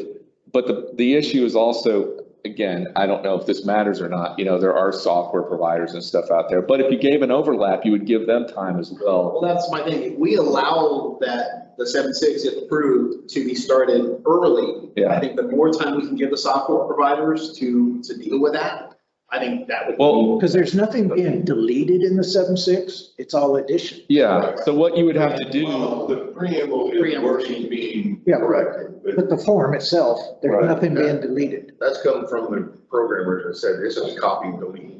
so what you would do is, and I wish Vanessa's here, but she can weigh on this when she gets, but what you could do is adopt the form with the full form early, but then set a date out certain when the new SOPs kick in and say, at this date, the 7-5 is no longer available. And we won't know that. So when this goes to the commission. Yeah. Are we looking at also giving them a requested implementation date, or is And it? that's what. Yeah, As so- far as an effective date for. That's up to you guys, and then the other thing is you could just have it all coincide at one time, that the 7-6 goes into effect when the new SOPs kick in. Yeah. But you set a date out enough so that everybody can get ready to use that when that date kicks 4 in. months be enough, we said January 1st. That's what I was thinking. Or, SOP and it sounds like last time. Otherwise, if you don't do it, it will automatically start. Can I make one recommendation on that? January 1st is always difficult implementation for us because there's so much other stuff going on. So I think if you either did it earlier or did it in February, that would give staff enough time, because if you do it on the 1st, then we get inundated with stuff and there's always. If that's the case, I'd rather do it in February, I think earlier. I don't want to push software providers to, run around like chicken with their head cut off trying to get this stuff done for a while. Well, they've been looking at the draft for a while. I've talked to that, it's like, okay, that's some programming. We already do funny programming for Texas anyway. But I mean, I think we shorten the period, it's just more excuses with discipline. You could recommend it for adoption at the August meeting with an implementation date of both. And I guess actually technically, and I don't know how this works, you probably need to amend the last, the SOP thing to put an effective date on that, a recommended effective date on that as well. Yes. We didn't do that. 6 months, too long. I mean, sitting there on it for 6 months, that seems like a long time. 4 months. August, September, October, November. I mean, like one December. Did we try to do? I don't want to run into holidays and stuff like that. I mean, February 1st would be, Sean's right, it'd be 5 months, because by the time, you have August, September. September, October, November, December, January. Well, you have to think about the education component of it too. You got 4,000 inspectors out there that have a whole, a lot of changes. Oh, we're about to get 1,000 more inspectors. Well, you got a lot of inspectors that need to be educated on these changes before we just throw them in and say, you're now required to do this too. Again, I don't want to get, like Sean said, you're find people that are always going to find excuses not to do things the way they're supposed to be done. And I think we give them a little bit more time. I don't think that the number of changes here, it's not something that will take 5 months to learn. Right, but we're also sitting behind this desk and we've been dealing with this for 2 years too. I would say that we actually go February. That does, like Tony said, if you have a lot of holidays and people are traveling more than they've done in 2 years. I mean, I think when TDA came out with the new WDI form, it was like a 12-month, or 18-month period. Which one? The first one or this? Most recent. But I do think it makes sense to have, instead of this kind of weird transition period, just set a date certain and say, this will be adopted, but it's not effective until this date. And on February 1st, the new SOPs go into effect and the new form goes into effect. And after that date, you're done, Once it's adopted in August, can I use it? Yeah, I think we encourage. Can I? Not if you put an effective date out to February 1st. We're not going to publish it on our website until it's effective, right? And it's not, if it's just not a couple day and it's changed? Well, that I mean. Well, no, you're talking about the SOP, and you can start doing the report if you wanted to change and go. That's my point. If you put a date certain out there, you can't. I would recommend putting a date on the SOPs, but allowing the form to be used early, because it's one thing to change your SOPs. You start telling people, okay, January 31st, I'm using this template. February 1st, I have to use a completely different template. Well, if that's the case, then you could do January 1st. I was thinking more about the implementation of a new form, because we've got to change some stuff on the website and do some other stuff. And it just becomes difficult sometimes. But if all you're talking about is the SOPs kicking in, you could do that earlier than February 1st. I would say, I would say January 1st, You start using the report, next month, they say, yeah, go forward. And as of the 16th of next month, you can start doing the 7-6. 2022. It allows people to work in the bugs. So are we, okay, so you're saying there will be an overlap where you can use the 5 and the 6 at the same time? I would say if we can make it to where they can use the 6, pending approval from the commissioners, that they could use the 7-6 immediately, because the new form doesn't affect the current standards. Right. You can still use yes, the it form. does. Well, you have the gas system. You have the gas system. That's the one thing in the. If you're going to use the new form, you got to put in the gas. In the 7-6B. You could put in it, not inspected. Sure, you put it in A, because it's. Not inspected. It's not, it's hard to know January 1st. No, that's the You can do that. Just say- That way you can get the bugs out, because as inspector. So, but what do you put in? And you can choose not to use the 7-6. You don't have to use it. Well, the new WDI, they started when they were coming out. Need an effective. You need to start using this form and get used to it. Yeah. It becomes mandatory September 1st. Right. I like There was that, a push to it, but we didn't have to switch right away. because there's nothing deleted. If I start in this, we can actually, if it gets adopted next month, that they can go ahead and start using the 7-6, On a voluntary basis, what you want, and you want a mandatory effective date? January 1st. Same with the SOP. When the new SOP comes around, you have to be on the 6th. Yeah, I mean, I can start workshop. is that problematic for you, Amber, in terms of the rule filing? It's just like the contracts, right? Exactly. Yeah. Normally it's 1 day, but if you can shoot a date, if you volunteer use with the. Yeah, now that means you've got to get the, I mean, and we can participate in that message of they are out here, voluntary, then mandatory. Please note which one is being used, et cetera. But yeah. But the SOPs would still be the old SOPs until January 1st. But let me ask you this, do they need to go back and amend their last motion to set that date of January 1st? Because they didn't put that in for the SOPs or not? Or can they just direct us to do that? I'm just trying to think about how we've done it in the past. We can go back and amend it just to go ahead and do it, just to do it. Because we have not talked about this in advance, and you were just about to say something with does the new form work with the old SOPs? It does. All there are is additions, so it would just, there's not, there'd be a problem using the old form with the new SOPs, but there shouldn't be a problem using the new form with the current SOPs. We didn't delete anything, we added. Nothing was deleted, they added some The sections. gas system got added, so you could, if you're still using the new form going on the old standards, but not inspected on the gas system. Because you would not have any.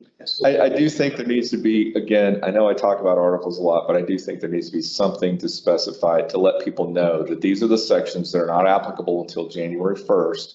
So the gas system is not, that way it's helping, you're not having inspectors going out there going, what do I do with this? And you're not having enforcement going, what do I do with this? There's some direction given out there. I think that would be beneficial. And there's a benefit to having, I mean, is there a significant benefit to having this?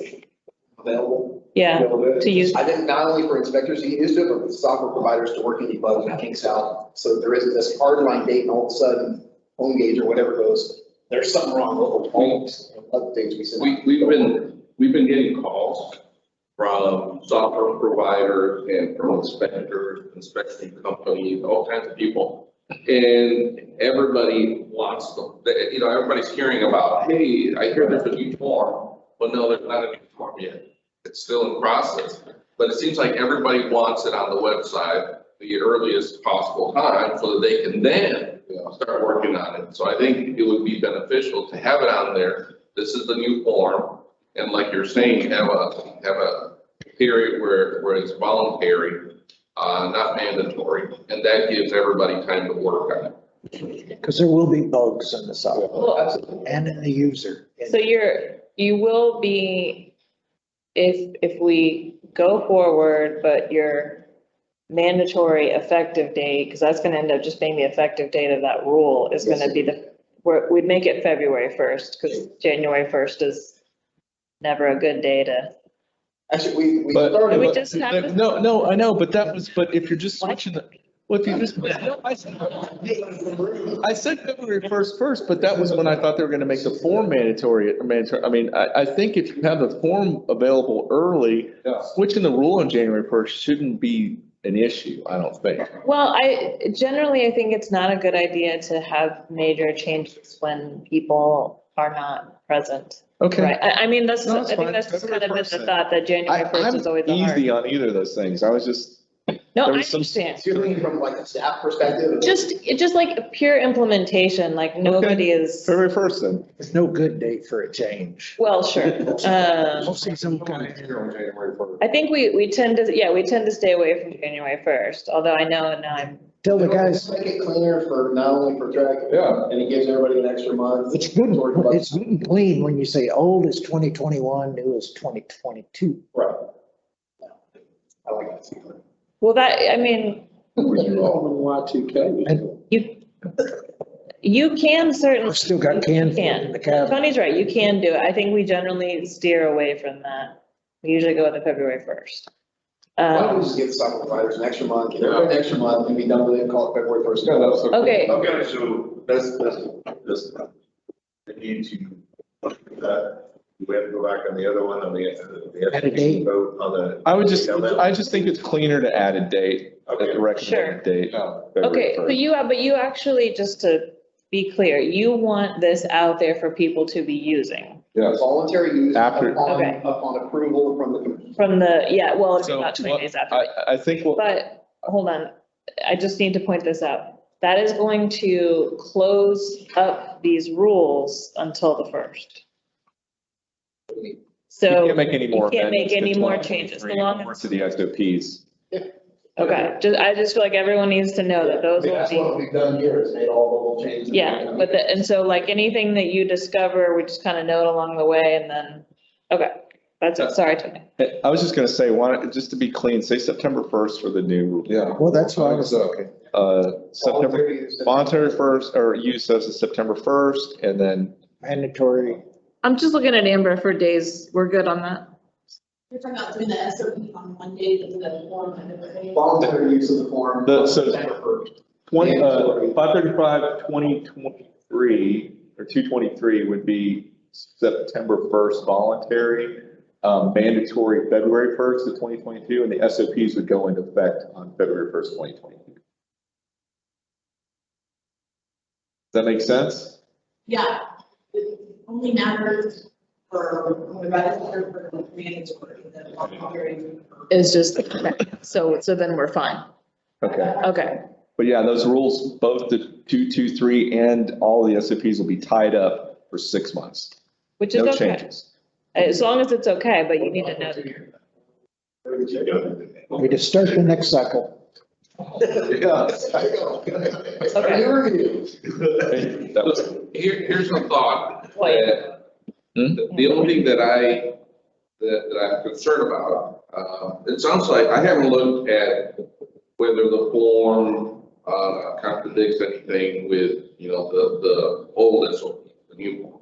Tony says it doesn't, everything should It's work. all additional stuff. So anything that we're adding, shouldn't be a problem, because even if they want to provide additional information, they've always been able to do it. Inspectors have always been able to do it. So if they want to do it and provide the information on the form that's already in addition to, that would be okay.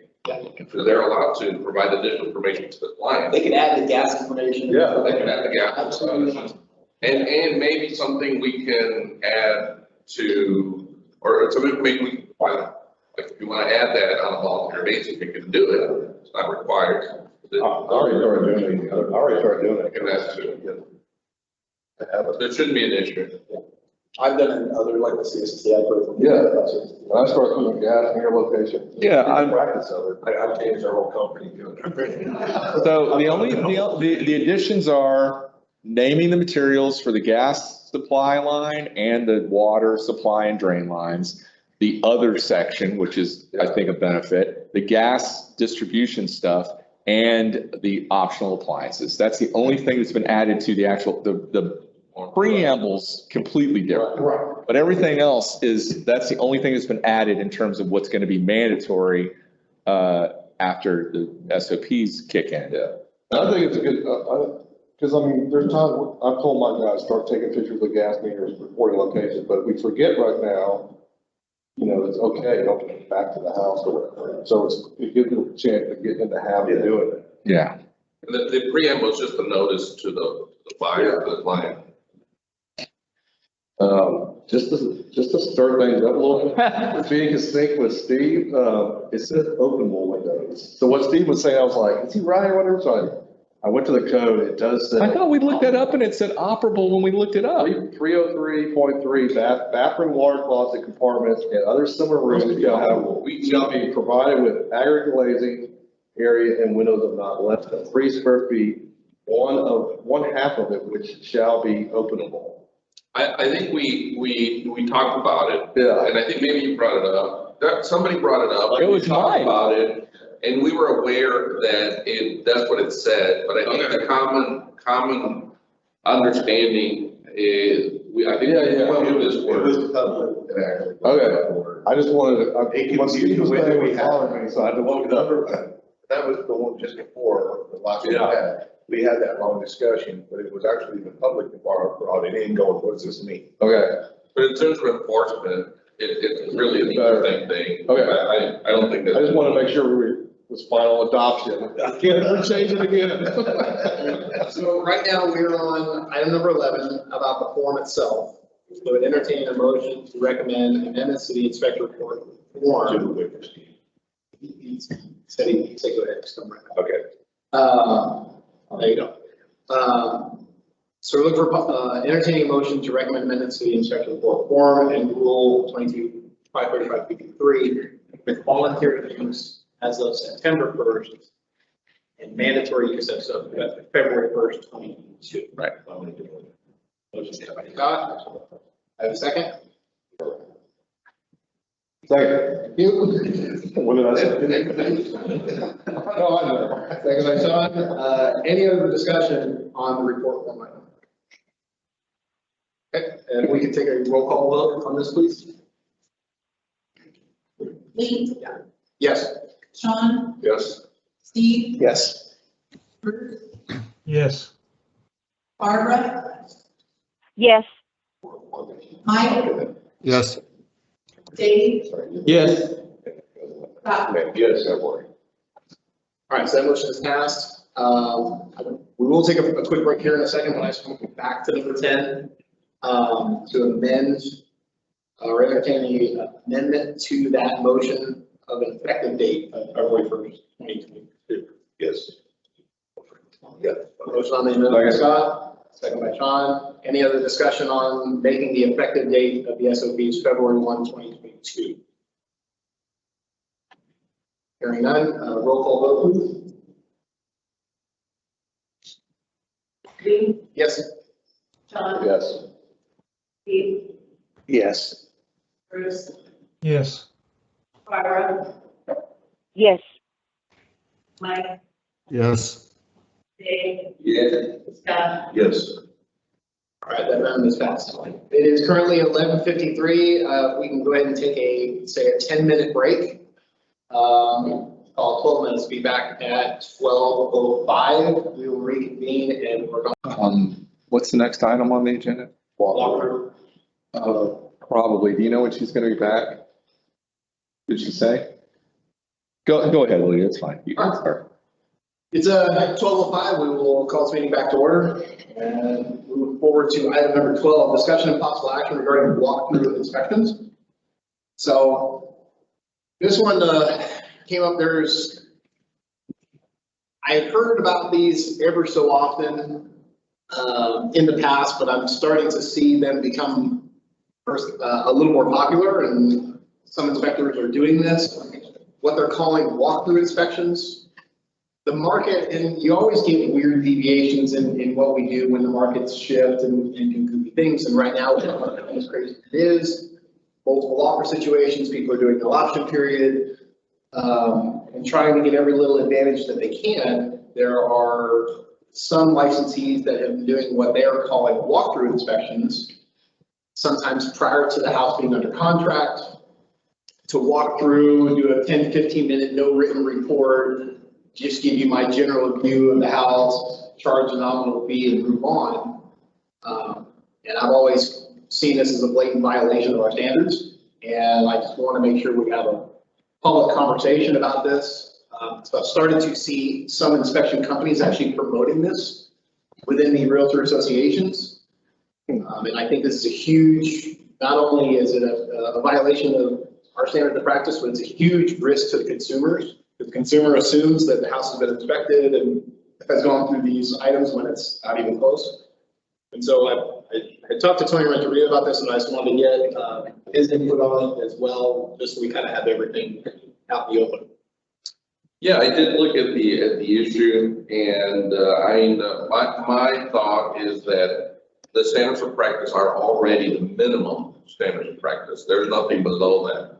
So if an inspector, performs one of these walkthrough inspections for a prospective buyer, prospective seller, then they need to comply with the standards of practice. And if they don't, and if there's a complaint filed against them, which, they're taking a huge risk because, like Lee said, I think the client would expect that, these submissions are going to be brought up. So if a complaint is filed, it would likely result in a violation of the standard of practice.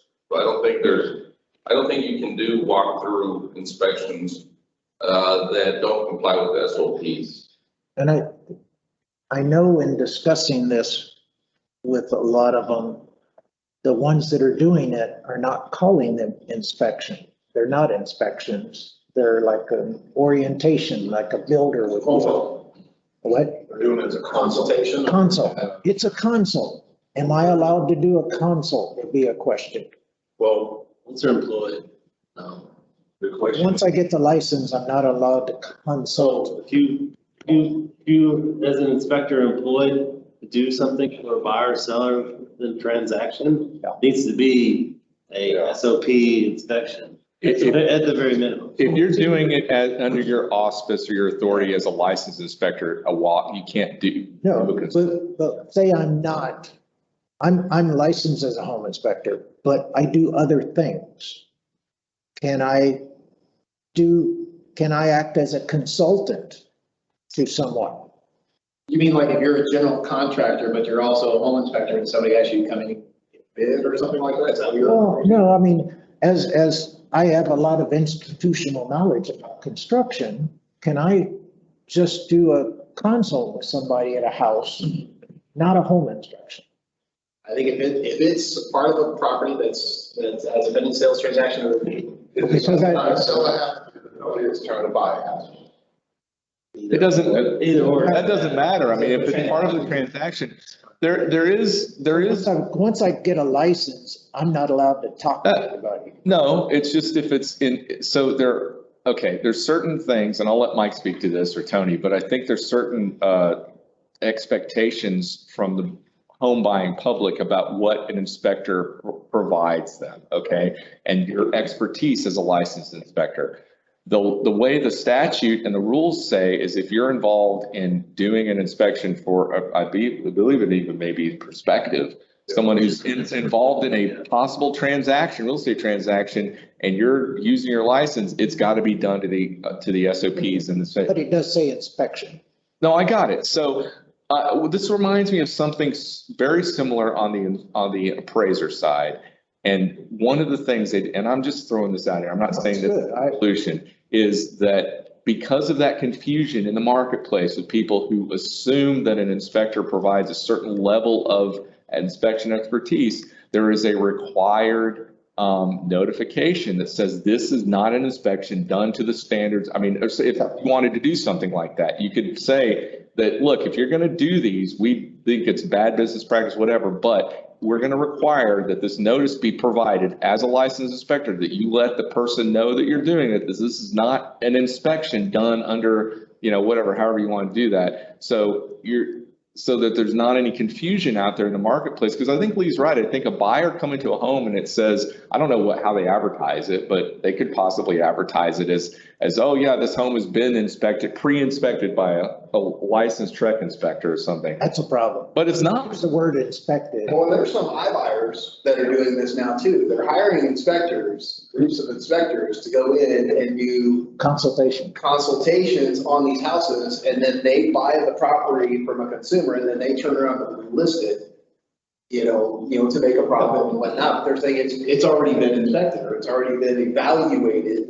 Then they use the evaluated word and do it that way. Well, from a consumer's perspective, they're like, okay, well, it's. Yeah, so I don't know if that's helpful, if that's kind of And some of this is evolved by the current market.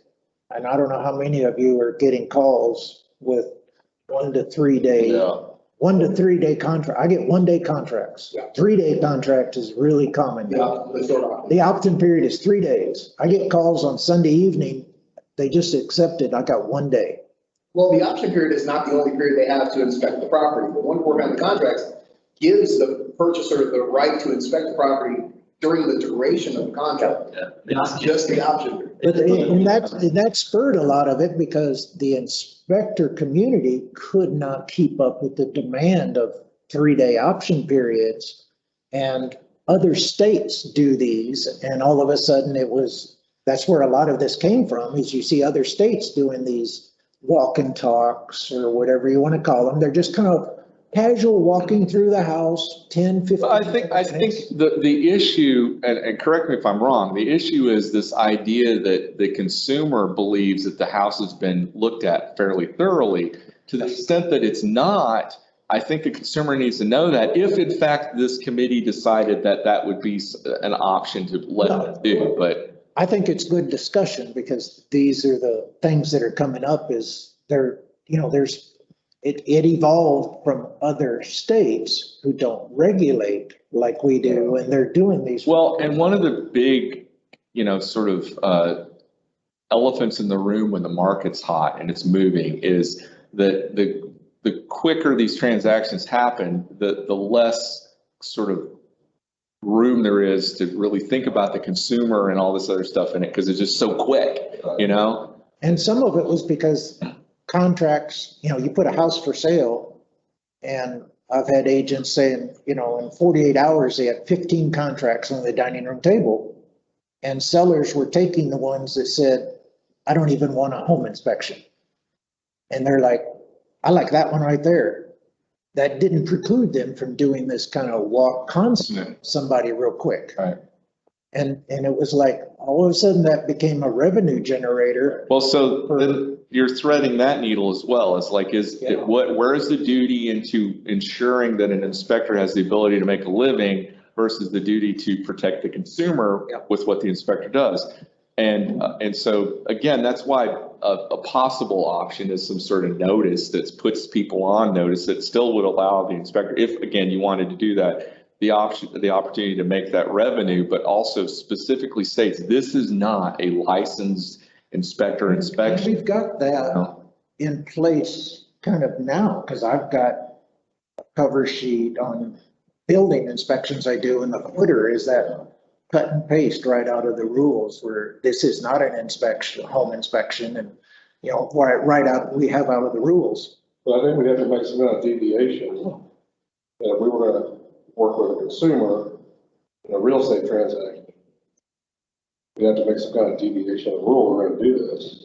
I don't think it's a good idea. There would be no way to enforce any type of standard. Yeah. I just wanted to bring it up for discussion because it is out there. Well, a couple of things, whether you call it a consultation or call it whatever, it is still an inspection, number one. And if you water down the standard, there's just no limit to what an inspector may do or may not do. And so you're gonna end up with a problem, I think. Yeah. People are gonna complain of some problems gonna arise. Someone's gonna complain, either the buyer or the seller, and we're not gonna be able to enforce it if we allow it. And the alternative is they're turning to a contractor to look at a house. Now the contractor, like in your situation where you might be licensed to do something else, nothing prohibits you from doing that in the scope of that other work. But if you're being a contractor and you're inspecting a system that your client wants you to work on, remodel, whatever, that's okay, because that you're not in the business of inspecting. You're in the business of remodeling, so it's different. Like if you're a licensed plumber and somebody asks you to come in, let me know, can you scope these lines and if it damage, how much is it gonna cost to get? That's different. Oh, no, and I'm understanding. But I just wanna make sure that there is that very specific distinction between option period and inspection period. Yeah. A lot of people, especially in this market, are confusing those two things. The option period is one thing, but the inspection is allowed by that 1-4 family contract under the duration. So if somebody says, I like the contract without an inspection, that unless they're actually crossing out that entire section of the contract, that has nothing to do with the option period. Does the option have to do with the ability to counter because of things found on inspection? Yes. So if you do your inspection after the option period and you find Locked. Yeah. Under that provision, yes, you're locked, but it doesn't prevent you from having an inspection done. So some people have 0 option period, but they're still doing an inspection. And sellers will say, you can't do that, you have no option. The option period has nothing to do with the inspection. You can still do it, you just going in with your eyes wide open. Correct. All right, Randall, so the Randall making property inspections, I actually did this for my daughter, when she was getting ready to buy a house. I did a walkthrough with her. And it it was a great information for her because we would walk into a condo and saw negative drainage. And I was right there and I would see stains and I would point these out to her and say, these are problem areas. And she would go, okay, I'm out of here. I'm done. She didn't need a full inspection report, just my consultation of, hey, these are the problems that are visual right now.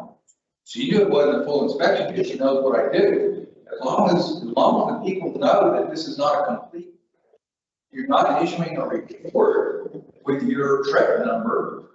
You're not giving them anything in writing. It's just that, hey, this is what I see as an inspector as a problem. Well, let me ask you this, did your daughter pay you? Not directly. Well, and I think. But what I did, I ran it through my books as a $50. I had my wife pay me for a consult fee of $50. But I did not issue a report. It was just a visual walkthrough of, hey, here are the problems I see. So there's nothing there for somebody to turn around and buy that property and say, well, yeah, I was inspected by an inspector, because first thing you should be asked is, where's the report? Let me see the report. But okay, that, I understand what you're saying, Randall. You need the person on the other side of that transaction to be savvy enough to ask for the report. Otherwise, if the buyer says this was inspected already, I mean, who's to say unless the seller says that the buyer's agent or whoever needs to be aware to say, well, where's the report? It's threading this needle. Tony's got a valid point that opening up the door to this, there's no ability to determine how watered down these things would be. No consistency. There's no accountability. I'm not saying what you didn't provide value, and there may be value in these things, but in terms of that, again, threading that needle between notice to the consumer to let them know it's not inspected, and also the fact that there's no consistency, there's no way that if it is not done properly and there's an issue for the consumer to come back and have some sort of recourse, So as a general contractor, you do the same thing, and it doesn't, a general contractor, correct me, doesn't require a license. Correct. Anybody can be a general contractor. Now, I'm a general contractor, and I had this book, this was done when I was in another industry. The guy said, I need a general contractor, you're my general contractor because I trust you. And the bank went with it. We did, we become general contractors.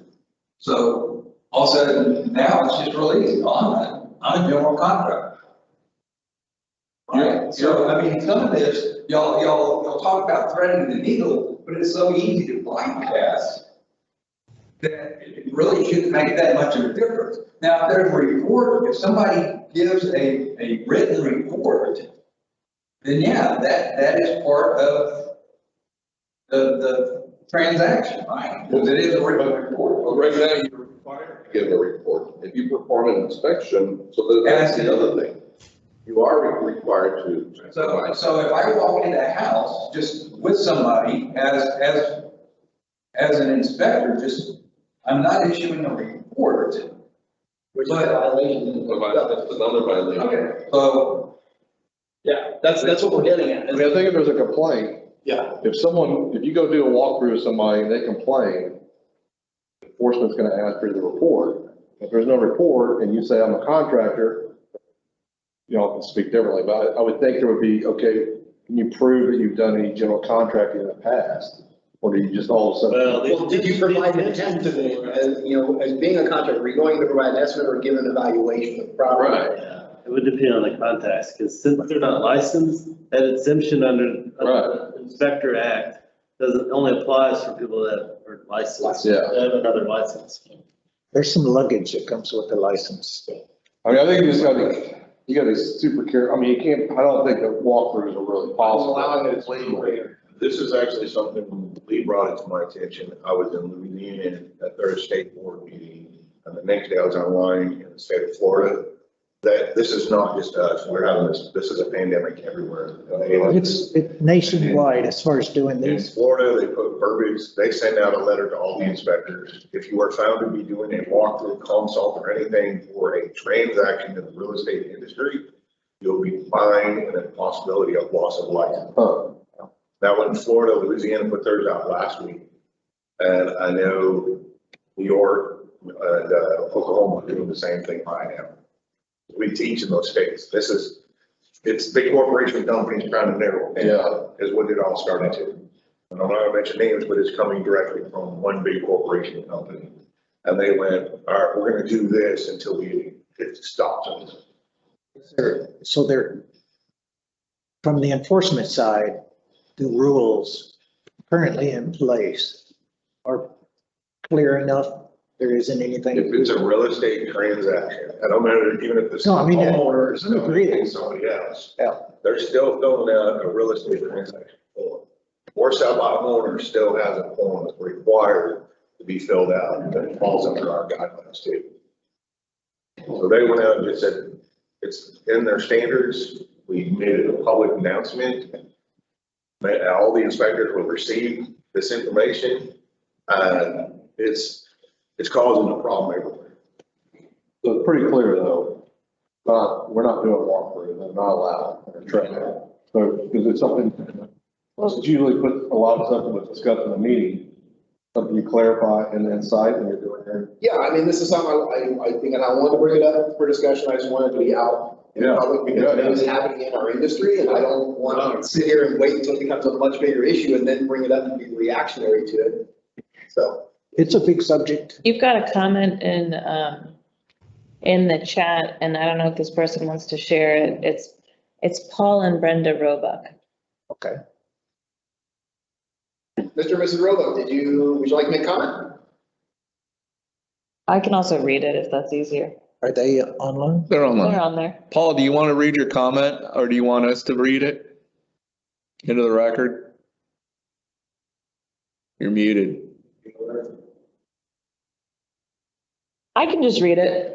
That may be why they're chatting it. So, they said walkthrough inspection will cause many not to obtain a track inspector's license. This will open a can of worms. Realtors will jump on this and stop advising buyers to get a full inspection. Oh, absolutely. I completely agree. I think Steve, you said it's primary, we have realtors moving from all different states. Yep. And these states have been doing it prior to being here. And it's moving in the south at such a fast rate that other agencies have actually taken one of them to notify the inspectors, you can't do this. And then what's going to be the important is it's going to come down and very shortly, they're going to start having a bunch of complaints coming in. The people are moving in, and this has been going on for the past few months. People are moving the house going, oh, he told me my AC's fine, and they're like, it broke. Well, did you have an inspection done? Yes. So this guy walked through my house. Did he give you a report? No. Did you pay it? Yes. There's the problem. They're charging $175 these days. As agency drafts a letter to all inspectors, not only, there's gonna be some that are like, oh, didn't realize we couldn't do that. Maybe those are the rules. Well, there's gonna be some that are currently doing it, that are threading the needle, that this is okay, you really shouldn't be doing that. And there's gonna be others that maybe those agents are saying, well, if you aren't gonna do those, then I'm not gonna use you. So now if we have a letter from Drug coming back saying, hey, these are not allowed, to give them some way of kind of help. Should it go out to the inspectors and the realtor? Great to go out both. That makes sense to me. I mean, you let the inspectors know they're prohibited from doing them, and you let the real estate industry know that you can't ask an inspector to do it. Right. That makes sense to me. Is it to you? It makes sense to me. We'll coordinate the how on our end. But that, I mean, these are the things we're working on, right? Of getting these messages out there. So, yeah. Mike, I saw you unmuted and then you remuted. Did you have something you wanted to add? No, I'm good. I was just gonna throw my 2 cents in that. I mean, I do see it could be a beneficial service to those who do have the short option period, but I do see it being a can of worms as far as enforcement. So I agree with the basic discussion that's been going on. I mean, I can't see a position doing. Can you notices from those mistakes? I'm looking at the consumer side. Line? And from a consumer, if they have a perception of their mind, like, oh, I got inspected, I'm not. There was an inspector here There was an inspector here. for 30 minutes. I mean, the whole point of the standards of practice is to create consistency across the board for everybody. That's what they're doing. That's the entire purpose of standards. And if we start playing with that consistency, it's gonna, that's a huge problem. Now, one question I do have is, so what if some non-licensed inspector decides he wants to be a consultant and do these? How is that going to be regulated? Or I mean, how does Trent enforce that that's not allowed? If he's not, Licensed activity. A license activity. It's for a buyer or seller within a transaction. Okay. but if he's if he's unlicensed, he's not an inspector. No, but it's unlicensed activity if it's for, the key is the buyer or seller of a transaction, as Mike just But reminded. if you're not, so if you were marketing this as an inspection, oh yeah, it's unlicensed. Or some sort of consultation. I mean, If I'm, we have to look at it. They said, well, they want to do a remodel and maybe. my wife wants to. But if they're pointing out like, this bathroom is a problem, this is a problem. That's a home inspection. That's an inspection. Yeah. Yeah, if you can identify that what they're doing has some of the key elements of an inspection, and yeah, they're inspecting. I think there's a pretty bold line between giving an estimate as a contractor on doing work and There you go. evaluating a property. If you're, what do you call it? Disclosing deficiencies. Well, whoever would be filing the complaint, Yeah, what's in their mind, and what the product that they got, that would be the first angle we should go from, basically. They said, I hired this person to point out issues with the house. and he didn't get it all. Versus someone saying, we want to put doors into this, and make this into an office. That's clearly two different things, so. And that's what I get asked sometimes is, this is what I want to do to the house structurally. Is that feasible? And I'm telling them what they have to do there, not that I'm calling on defects. Yeah. Anybody else on this? So, And a lot of times, like contractor bids, you're not paying for the bid. Yeah. You're doing it free for the chance to get the business later on. Yeah. that's why they're still working. Yeah. So is the discussion, do we need to address it at all, or do the discussion? No, I want to bring the discussion up just so it's without notes, so we clarify the rules, if everybody knew where enforcement stood, the definition, and notification out to the agents and inspectors. It's probably worth Provides insight, maybe I mean, that sounds like handbook. pretty broad, Okay. right? Got it. I was just gonna say, the definition of inspection under the SOPs is pretty broad to encompass these types of things. So it says a limited visual survey and basic performance evaluation of systems and components that provides information regarding general conditions of a residence at the time of the inspection. That sounds an awful lot like a walkthrough as well. Exactly. If you're not an inspector, you'd have no idea. Yeah, that'd just be a less activity, that's a whole different boat, but that's why. But I think if People that are doing it, they should. Or if you make sure that this isn't just targeted to you guys and that the real estate industry is aware of this, then they know if they're contracting with somebody who's technically not licensed, that they're put on notice that that's unlicensed activity. And that's why I'd like to see it go out to vote, because I think there's some licensees, inspector licensees that may be doing this just because they're being told, you're not going to get any of the business if you don't do these types of inspections, because that's just the way the market is. So you can address this inside. Is there a way to address it with some of the agents who are promoting this? Yeah. We'll do we'll talk about the best way to do that, but yeah. Because I've heard it from the agents' Facebook, where they're looking for somebody to do it. I want to kind of. And the reputable Message before it becomes the norm. And the reputable inspectors are like, no, you want an inspection, you pay an inspection. That's, no, that's not what we want. We just want you to walk through and kind of give us an idea real quick. Right. Well, we can, we'll coordinate, we'll probably work with you, Lee, on this too.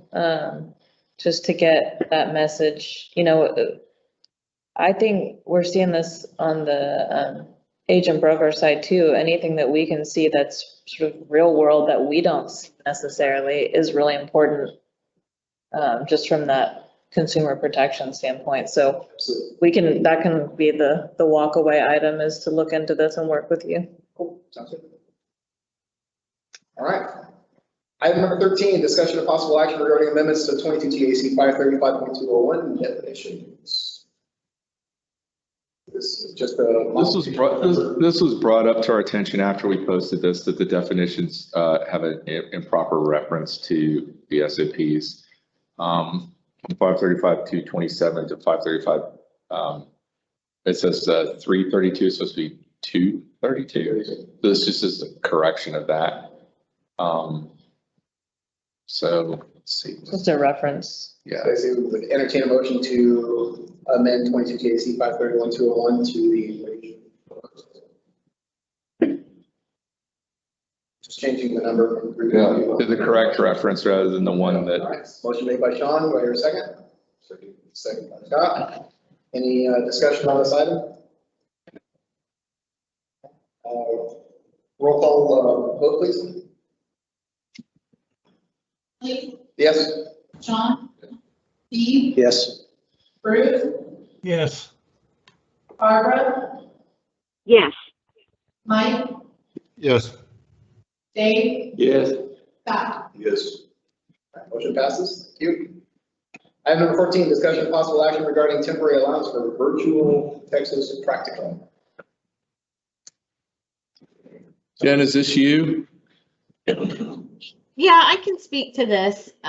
So back in May, in response to COVID, the committee and the staff made some allowances for the ride-along courses to allow for them to take place virtually, but live, where the instructor is on site at the inspection site and can interact both visually and through audio in real time.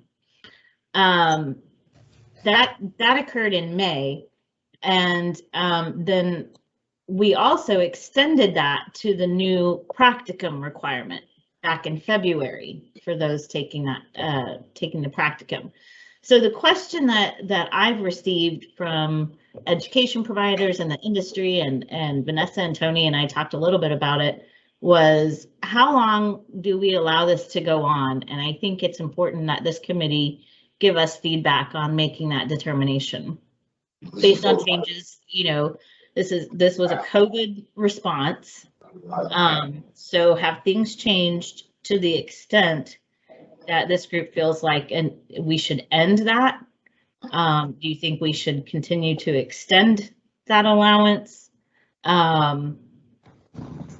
Do you want to consider an end date for the allowance? Just we're looking for your feedback here. So we're talking about whole education. No, the practicum, which is intended to be like an apprenticeship in school where you actually go out and do inspections. With the virtual now, the student inspector can sit at home and watch his instructor do an inspection and get virtual credit. So there's a requirement that you do, I think, a minimum of 5 inspections for the practicum.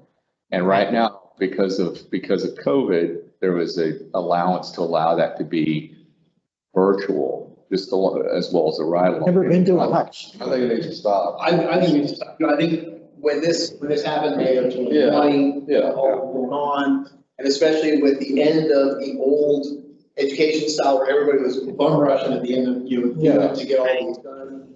But I think that now that everybody's on the new education, the state's been open up since mid-March.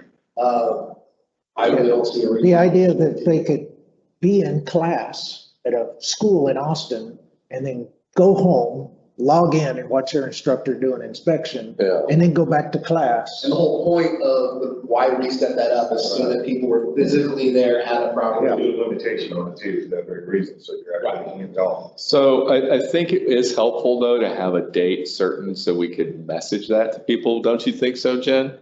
I do think so. And we might expect some 2021. pushback as well from people who in the community who are still uncomfortable, being next to somebody.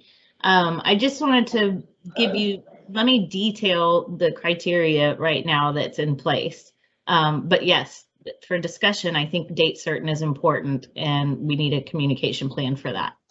But right now, what exists is the ride-along instructor must conduct inspections live and on site. The students must be able to see and hear the instructor and see the instructor's live feed at all times. The instructor and students must be able to communicate through audio and video in real time with each other. Instructors must ensure participation throughout the entirety of the ride-along or practicum inspection through the use of live audio and video.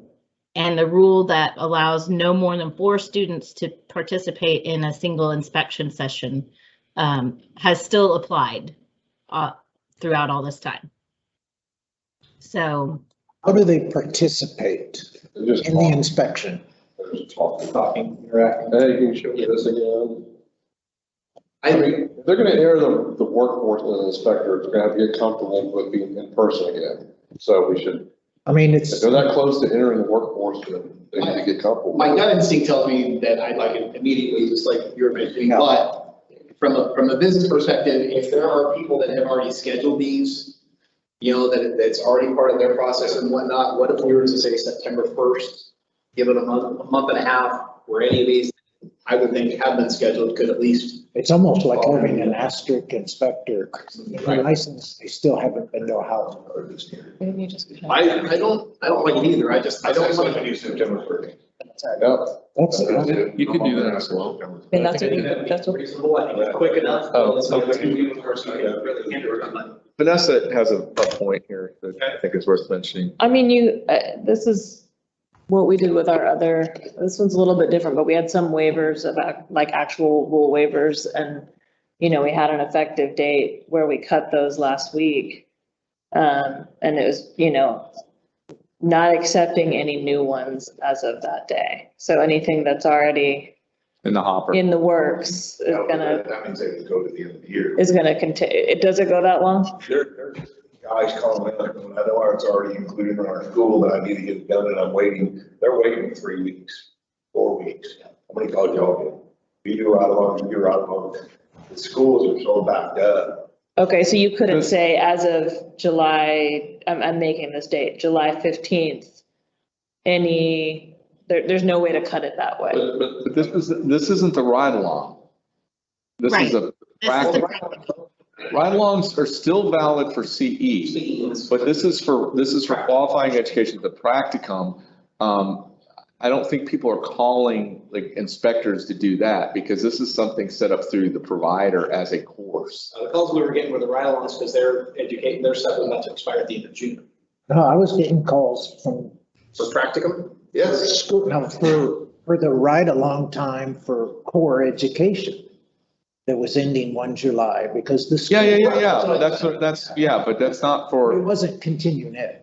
Right. No, I know, but my point is, it's still in place for continuing ed, so the ride along, so that would apply, any virtual component would apply to continuing ed for ride along, but what Jen's talking about is the practicum, where the providers have set up this course, this 40-hour course that includes minimum of 5 inspections. So the providers, I don't think the providers are just calling out inspectors and saying, hey, can you help me with this practicum? I think they've got those set up already. Yeah, I personally didn't see any reason to delay. Now, my understanding, the only thing they can still do practicum, but it would have to be in person.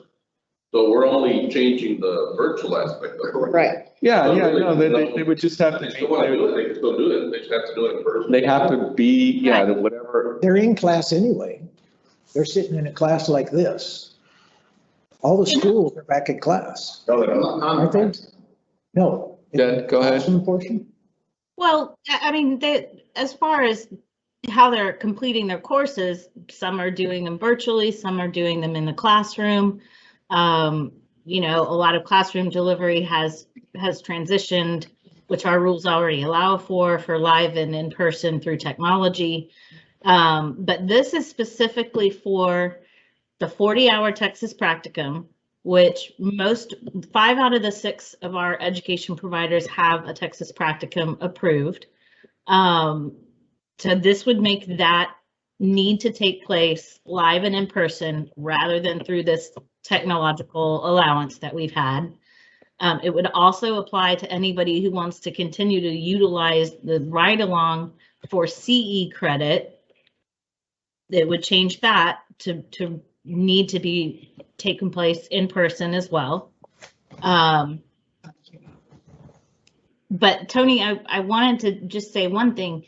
We have a credit request form for the practicum. So inspectors who are qualified are also eligible or allowed to conduct a practicum where there are 5 full inspections in 40 hours. Well, I got you. So, but it's still a practicum course is my point. And, Yes. and that course was, just to reiterate, that course is designated to fulfill the allowance in the statute that inspectors can take up to 40 hours of hands-on, like field work. And I think So- there's something to that that can't be replaced with FaceTime. I mean, So what, Vanessa, it may even be that, I don't know, some of what the governor has done might apply here and, That's what I was thinking. you know, like say that, okay, you need to go back to what the statute requires and. well, right, I mean, right, that's the conversation we've been having. And I think this has been something that we've been able to do without the waiver, the official waiver component, but, When does the government open meetings thing rescind? well, that's actually the governor in conjunction with the AG, that's September 1. But I mean, we've cut all of our rule waivers effective last week. We didn't have very many that were still outstanding. So if the question is, it sounds like the question is what is a fair, soon effective date, right? And it sounds like you guys want to recommend something to the effect of. when you were removing the other waivers, was there consideration to this one also? Not for this one, because I think this one has been considered, it didn't require a waiver. Like an official waiver from the government. This was just an allowance that we made to, you know, Okay. so inspectors could continue to work on their education during this time period where you couldn't, you know, because we have things, anyway, yeah, it was an allowance. I mean, we all seem to be in agreement that we all kind of want this piece to go away. Let's pick a date. So let's just pick a date. September 1. Kind of, we're getting that. So my first thought was September 1. I just want to ask from a staff perspective, is that going to be an issue? Is there a reason to delay it? That's my, yeah. Do you want to? I'm good with making it shorter, to be honest with you, but my concern with making it shorter is if somebody has something scheduled with a school.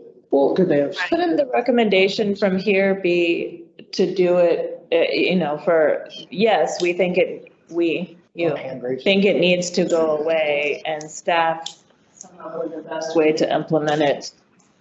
Now? Yeah, as immediately as possible with certain consideration given to what's already in place. Like I'm saying, I don't know if this is something where you can just say, as of the 15th, we're not taking you can't do this anymore, but we could figure that out if the consensus of the group is, yeah, that needs to go away. There's somebody. Sorry, I was talking. No. So it looks like we have 2 hands, Roy, well, this is our meeting, I'm sorry, I'm just taking it out. I can see Jennifer's hand, that's. And we've got Roy Carter. And a Yeah. question.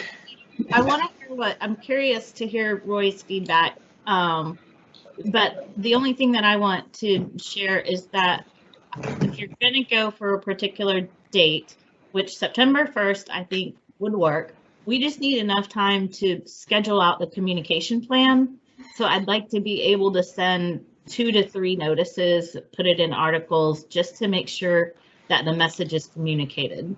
And that's all I wanted to say. All right, Roy Carter. Hello, everyone. How y'all doing? Good, how are you? I'm good. I'm good. What we have decided to do is that I took the ride-alongs and made the ride-alongs when we hit the Texas practicum date. We brought it all back to where you're going back to houses, period. We don't do any of the virtuals as far as the Texas practicum is concerned, because I didn't want the confusion. I did not want the confusion. And if we have dates that are set for the Texas practicum, right, and for some reason we get the fact that some sellers said we don't want 4 people to come to the house, whatever the case might be, then we have relationships already built out with our champions inspector family. And so we marry them up with one of the inspector families, and then they will take them out to take care of their Texas practicums. But it's all taking place out in the houses. So Already stopped. I didn't want that to be the issue. So when we transferred over, so. Okay.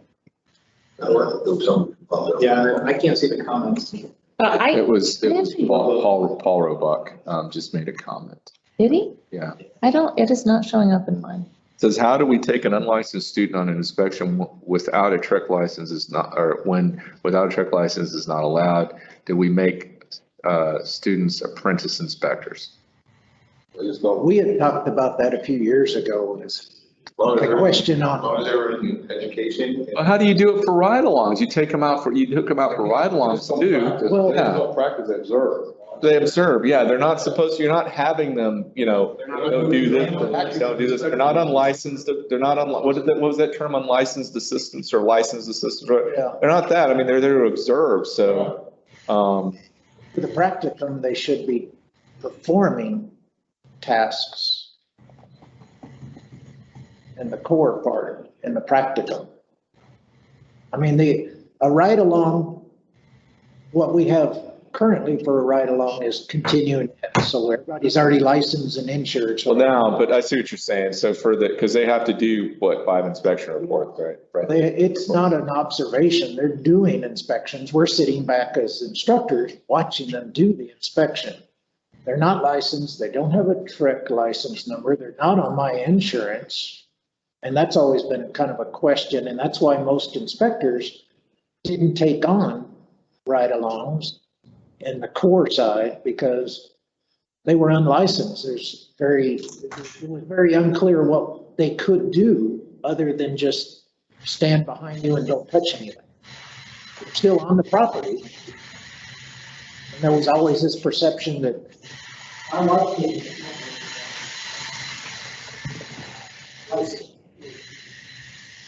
Hey, Roy, is that Bruce? Yeah, I think that's Bruce. Roy, Yes, sir. how are you guys handling the practicums out there in the field? We typically will use vacant homes that, no fear of loss. So that way they can actually plug, test, and do whatever else they need to do. Are you using homes? Are you using homes that are on the market right now? Oh yeah, they're on the market. Okay. Yeah, definitely are.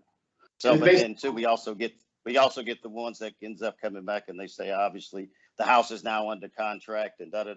So, I mean, it's a juggling act. That's all it is because of how hot the market is. But we typically try to always get them into vacant homes. So. And I'm assuming. No fear of loss on anybody's side.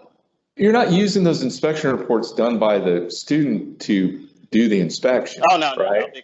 Yeah. Now. Yeah, so that's a distinction that's a big distinction between having an apprentice out there doing it where you're helping on a closing of a home as opposed to doing one at the end. I was looking at the insurance side because that, as a student with champions, I would assume the liability of anything happening to the student is covered under the company's umbrella insurance policy. So liability is whoever permitted access for that person to be in the property, typically that instructor, whoever it is, whoever provided the super, whoever unlocked that door, you take on that responsibility as part of your MLS. Regulations. Yeah, it'll be just like our instructors that do it for us, right? They're independent contractors under us. So if a student went out there and he stuck his foot through a ceiling, that's on us. right? We're not gonna put that on the student. That'll be on us, so. It's like an agent is showing. That's. And I think that was a lot of the hesitation by inspectors in the past, is they didn't know how to approach that student Yeah, inspector on site, liability wise. That's always been the big caveat as far as inspectors are concerned. You know, and that was one of the things that we talked about back when all of this was coming about, is the fact that you got a lot of inspectors that won't participate in this because of the liability aspect of it, and it's their client and it's their business. I can't put them on my insurance without a license. Exactly. So that's always been the caveat. And even our people that take them out, they typically won't take them out to an occupied home, and they typically will try to pick and choose whether the client is going to be there or not be there, because they know that if it's going to be a what we call a ride and learn kind of situation, then they got certain aspects that they just can't have a student participating in on those particular houses. It's just not advantageous from a business standpoint. So it comes down to. It's a chore is what I'm trying to say. Right, so generally speaking, it seems like you all want it to end. Everybody's good with it going over. And if you're okay with. It's a major school there. I don't know how much of a. Yeah, so we, I think as an agency can take care of that so long as we know that, I mean, right, Jen, I think we can figure this out and. To say as soon as possible. Yeah, so I think as long as we know what is the temperature in the inspector world on this. Because I don't think we were aware when it appeared. We just happened. I think you're right about that. And all of a sudden we weren't told this was happening. All of a sudden everybody's going, oh yeah, we can do this. What are you talking about? Oh, yeah. Well, I mean, right, I think it was part of the sort of the rapid response. Yeah. And now we're trying to, we're trying to get it all back. So that's good to know. Do we have, I don't see any other hands, but do we have any other comments? Anybody out there? So just as soon as logistically possible. We got it. Right. Okay, Anything thanks else? for your feedback. Yeah, so we don't need a motion on that, right? It's just a directive, basically. Right. All right, so that's it for number 14. Item number 15, request for future meeting agenda items. Does anybody have any items they would like on the future agenda? We got 3 of them. Tony, is this, Yeah, this is for Mike, this is where you would bring up what we emailed about. okay, so I sent Tony and Jennifer an email a few weeks ago suggesting that the committee members, because we have been so intimately involved in writing the SOPs and the courses and everything else, that we, at least this go around, be exempt from taking the legal ethics SOP, continuing education, and use that to take some other education. Nothing keeps you from getting 100 hours a year. That's true. No, I mean, I'll admit, I jokingly mentioned it to Jennifer the other time. I was like, as many hours as I spent on it, I spent a lot more than 8 going on this course. So from one side, I can kind of see that, but we can put that on the agenda because that's certainly worth the conversation. So put that down on the agenda for a future item. From the angle of, if I created it, it's like teaching it. Tony, did you say that might require a shift in statutory language? No, it'd be a rule change. It'd be a carve out by rule. Yeah, Okay. and just to speak real quick to something Mike said, it's on a 2-year cycle to update it. So, right, Jen? So it wouldn't just be, it practically would probably have to be a carve out for every committee member going forward who's on the committee, because you're updating it every 2 years and you're required to take it every 2 years. So it's just part of that conversation. So. Yeah, and we could look at it in a similar way that we look at instructor credit for continuing education. So I'm just throwing that out there that instructors of these courses can receive CE credit. Maybe we can just carve that in with writers. Yeah, we'll make sure that we put it on the agenda for next, when is it, October. Could I speak on behalf of my working group? No.